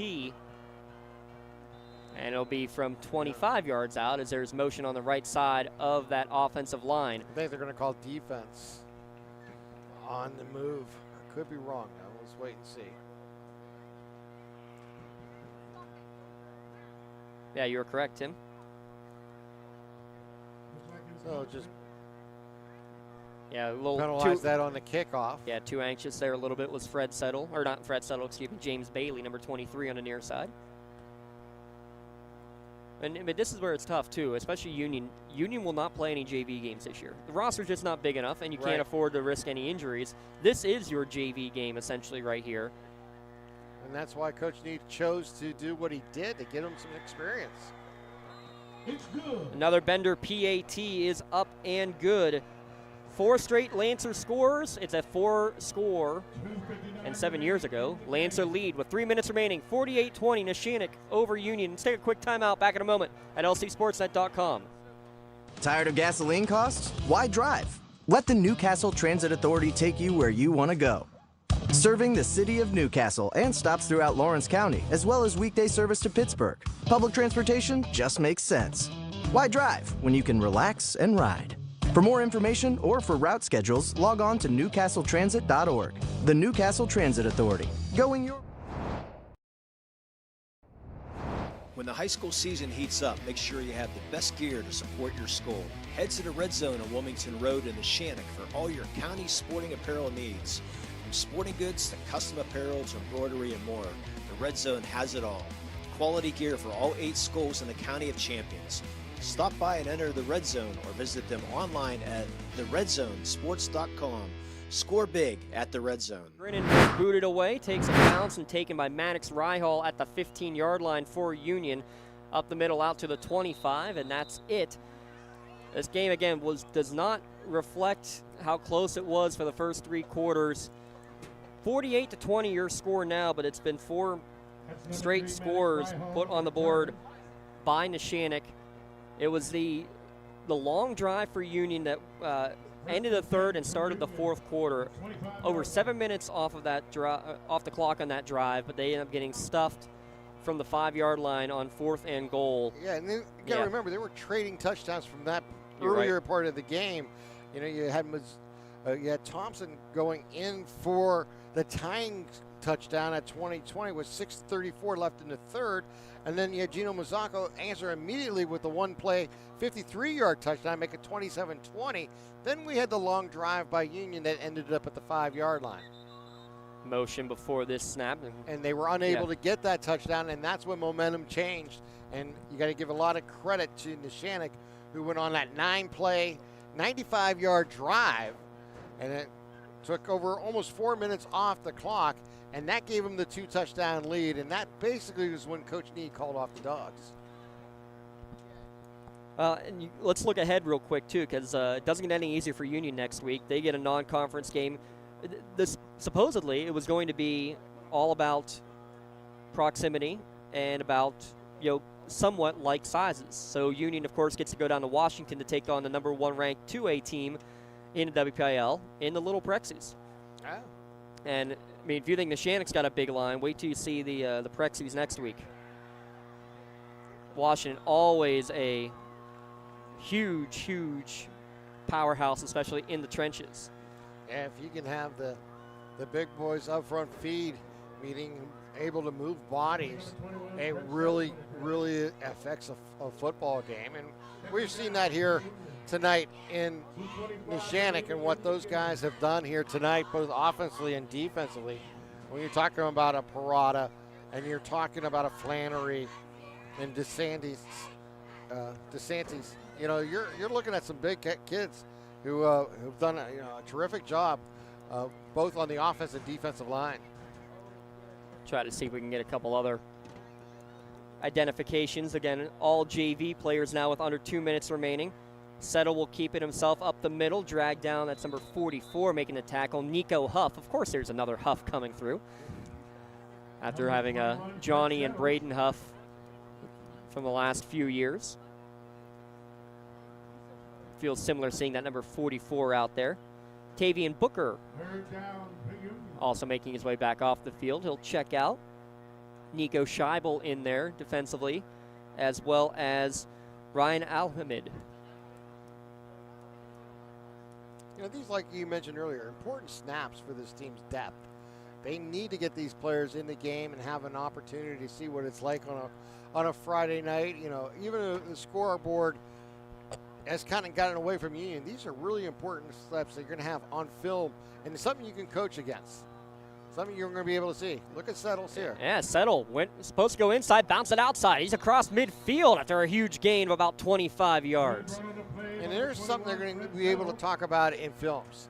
And I'll play like that, where he makes a directional change and turns it into a big gainer. And this is something you can teach the entire football club, when you get into films and talking about, what some of the things you did good and what are some of the guys who contributed and what made that play happen. I'll tell you what, let's give a shout out to both these teams' offensive coordinators too. They've been calling some fun stuff. Coach Nee and Coach Bonjavingo really kind of call their own game, though they both say, Coach Nee gives credit to quarterback coach Rob Nogue. One of the best quarterbacks that you've seen in Union history, probably the best until a guy by the name of Braylon Thomas came through last year.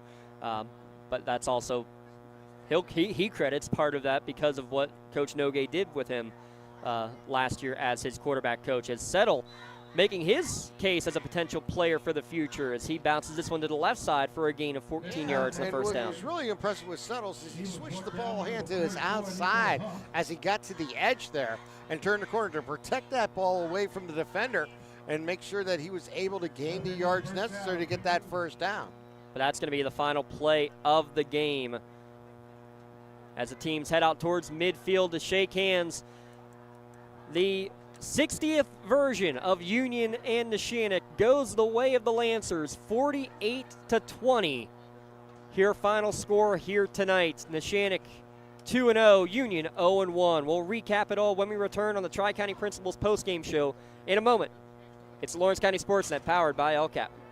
For the most complete recap of Friday night's high school football action, tune in on your way home from the game to the WPIAL Scoreboard Show, only here on the Trib Live High School Sports Network. Hi, this is Don Rebel. Join me in a cast of thousands for all the scores with recaps from the top games, plus we highlight the night on the Trib Live Roundtable. That's the WPIAL Scoreboard Show after the game on Friday nights on the Trib Live High School Sports Network and at tribhssn.triblive.com. I love what I do because coming in every day is different. How can you not enjoy these kids coming up and hugging you and giving you these great smiles all throughout the day? You guys ready? Seeing the progress that our kids make every single day is one of the reasons I love coming to school. What should we do? We have fun. LCAP Early Learning Centers is hiring. Help empower young minds in Lawrence County and become a superhero today. Apply at lcap.org. For 20 years, Melee Chiropractic has treated athletes of all ages to help them get safely back to the top of their game. Melee Chiropractic has 3 full-time doctors in their office, and all 3 are former area athletes who have had to battle injuries throughout their careers. They want to help you get safely back on your feet. But more importantly, help stop the injuries before they happen. Prehab before you rehab. Attention all high school student athletes. During your sports season, a $30 visit to the Melee Chiropractic office includes an adjustment and/or all therapy is necessary. From the athletes of tomorrow to the weekend warriors and everything in between. Let Melee Chiropractic keep you in the game. It's the Tri-County Principals post-game show here on the Lawrence County SportsNet, powered by LCAP. 48-20, Neshannock with the victory. Again, a scoreline not indicative of the game that was played here tonight. It was 27-20 at the end of the third quarter. But Tim Continenza, as we just mentioned, the stop on 4th down after a long 7-minute drive. Union marched down the field, but Neshannock's defense, when it needed to, held firm. And then they scored 3 touchdowns in that fourth quarter to extend and end the game with the second stringers there in it. But go back. That is our pseudo play of the game, was that entire defensive stand on that 3rd and 4th down. Yeah, it really was. It really important. And in the process, they used their final timeout too. I'm talking about Union on that drive. And in the scenario that they really had no way to stop the clock from that point on. And then once they made that play on 4th down where they forced the pass a little too soon, and the defense was able to kind of shade it away. And then when incomplete, they took over at the 5-yard line, and Neshannock then went on a 9-play, really kind of what I call a championship game-winning drive that they needed. They had the lead by 7, but if they could punch it in, that was going to be the difference in tonight's game, and it definitely was, as they went on 9-play drive, 95 yards, and were able to push it out to a 2-touchdown lead. And then from that point on, you can see Union basically throw up the white flag. They recognize that the chances of them making a comeback the way they play football, not that there's anything wrong with it, it's smash-mouth football, it's good football. But when you can stop your opponent's 5-yard line and then they march downfield and take a 2-touchdown lead in the fourth quarter, that becomes a difficult recipe for to make a comeback. Let's get a quick gem scoring recap. Maddox Thompson started it off, took the opening kick, went right down the field, 14 plays. Maddox Thompson with 93 yards of offense on the drive, a 20-yard touchdown run. Lucas Stanley with the extra point. It was 7-0 in favor of Neshannock. That was the score till the end of the first quarter. Actually, it was the first play of the second quarter. Gina Mazzocco, a quarterback sneak from 1 yard out. That was after a fumble on a high snap, a fumbled snap inside the 5-yard line, that Neshannock was able to get great field position and sneak it in to tie the game at 7. Thompson would answer right back, though. A long 3rd down touchdown run, 34 yards, made it 14-7 Scotties. Mazzocco answers right back, goes right down the field, a 15-yard touchdown run for his second of the game. Kick was no good, though, made it 14-13 at the half. A chance at the very end of the first half for Union, got the ball deep into Neshannock territory, but out of timeouts were unable to do anything with it. And Neshannock then took advantage to start the second half. Braden Montgomery, the recipient of a 20-yard touchdown pass from Mazzocco on a beautiful play right up the seam, made it 20-14. Wink, wink. We'll be talking about that one here in a moment. Maddox Thompson gets the answer back, though, after a Johnny Million end around for 54 yards to get it inside the 5-yard line. Maddox Thompson runs it in to tie the game at 20. The extra point was blocked, and from there it was all Neshannock. Gina Mazzocco, one play later, 53 yards untouched, made it 27-20. And that's when Union went on their 7-minute drive that we just talked about. They got down to the 5-yard line but could not punch it in, and Neshannock basically wore down the Scotties from there. 9 plays, 95 yards, the icing on the cake. Gina Mazzocco, his 4th touchdown run, 5th total touchdown of the game, made it 34-20, and then late touchdown runs from Justin Edworthy and Colin Schaefer to end the game. 48-20, your final score. I'll get a couple quick numbers, and we'll let Tim do some chatting here. Maddox Thompson, again, 151 rushing, 36 receiving yards. He had 3 touchdowns on the day. Gianni Million also over 100 yards, 108 yards for him on 9 carries for the Scotties. On the other side for Neshannock, I mean, Gino Mazzocca, what more can you say? Throwing the football, he was 8 of 12 for 111 yards and a touchdown. He also ran for 4 touchdowns on 13 carries, 161 yards. Spoiler alert, he's your MVP insurance MVP of the game with a 5-touchdown performance here tonight. Yeah, I mean, what a leadership you got out of your 5'9" junior quarterback for Neshannock, and just did a phenomenal job. And as you mentioned, he's our MVP insurance game MVP, and the MVP insurance is proud to present tonight's MVP of the game to Gino Mazzocca of Neshannock. MVP Insurance in the Lawrence County SportsNet is proud to honor Gino tonight with MVP of the game, and he'll receive a customized t-shirt of the Red Zone from the Red Zone in recognition of tonight's being named MVP of the game. And to view a few lists of this year's game MVPs, go to lcsportsnet.com and click on MVP of the game. Congratulations again to Gino Mazzocca of Neshannock for being tonight's MVP of the game. MVP Insurance. Call MVP for the win.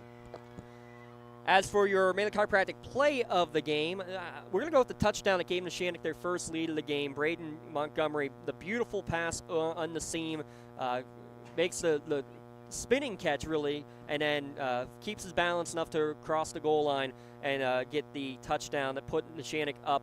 Not for good, but gave them their first lead of the game, and it was really all Lancers there in the second half. So your Manley Chiropractic Play of the Game award, Manley Chiropractic proud to honor Braden Montgomery of Neshannock for tonight's Play of the Game. He just got his customized t-shirt courtesy of the Red Zone for being tonight's Manley Chiropractic Play of the Game, and you may see video of that one on Twitter, X, Instagram, and all social media accounts on the Trib Live High School Network's standout platform as well. Congratulations, Braden Montgomery, your Manley Chiropractic Play of the Game. Let Manley Chiropractic keep you in the game. So Neshannock with now a 2-0 record, Tim. A lot of high-scoring affairs. If this is the offense we're going to see from Coach Bonjavengo's crew all year, I'm all for it. Yeah, there's no question about it. Fun team to watch the first 2 weeks of the season for the Lancers, and Coach Bonjavengo should be very excited about what he's seen, and he's different type of games between what he's seen against Mohawk and what he's seen tonight against Union. Mohawk game, they had a little of everything: the defensive touchdown, special team touchdown, they had rushing touchdowns, they had passing touchdown. Tonight it was the running game, really featuring the quarterback, and Gino Mazzocca made a big deal. Anthony Akins had a nice game, but he didn't have a big game, and he was able to be that counterpunch to the quarterback, and Gino Mazzocca running the ball there tonight, and it was just a career deer. As you mentioned, he threw for a touchdown and ran for another 4, I believe. So, a phenomenal night for Gino, and congratulations to Neshannock as they move to 2-0 on the season. They will take on Elwood City at home next week, by the way. You mentioned Union will be traveling down to Washington to take on the number 1 ranked team in Class 2A there at Wash High. And then a week after that, Tim, then it is conference time. Neshannock will begin their conference play hosting Rochester and Union at Riverside. Guess what? I believe we are slated to do both of those games. So excellent. 2 weeks from now, we'll have both the Scotties and the Lancers. We'll actually have the Lancers on next week. We'll have a volleyball match between Neshannock and Elwood on Thursday, and then we'll do it again with the football on Friday night as well. Big shout out. Ellie Smith helped us out here. Cindy Hodill, big help to them. Dom Summers, Rob Nattel, our producers. Josh Toman helping for the last 5 seconds, and that's it, because that's all he's ever good for. But no, we appreciate him. I guess I have to say that. Darren Heberlin, great stuff from him as always as well. For my broadcast colleague Tim Continenza and the rest of the Sportsnet crew, I'm James Dotson saying so long, and stay tuned. More great action coming your way next week on the Lawrence County SportsNet. But your final score one last time here: Neshannock 48, Union 20. Enjoy your long weekend and Labor Day weekend, everyone.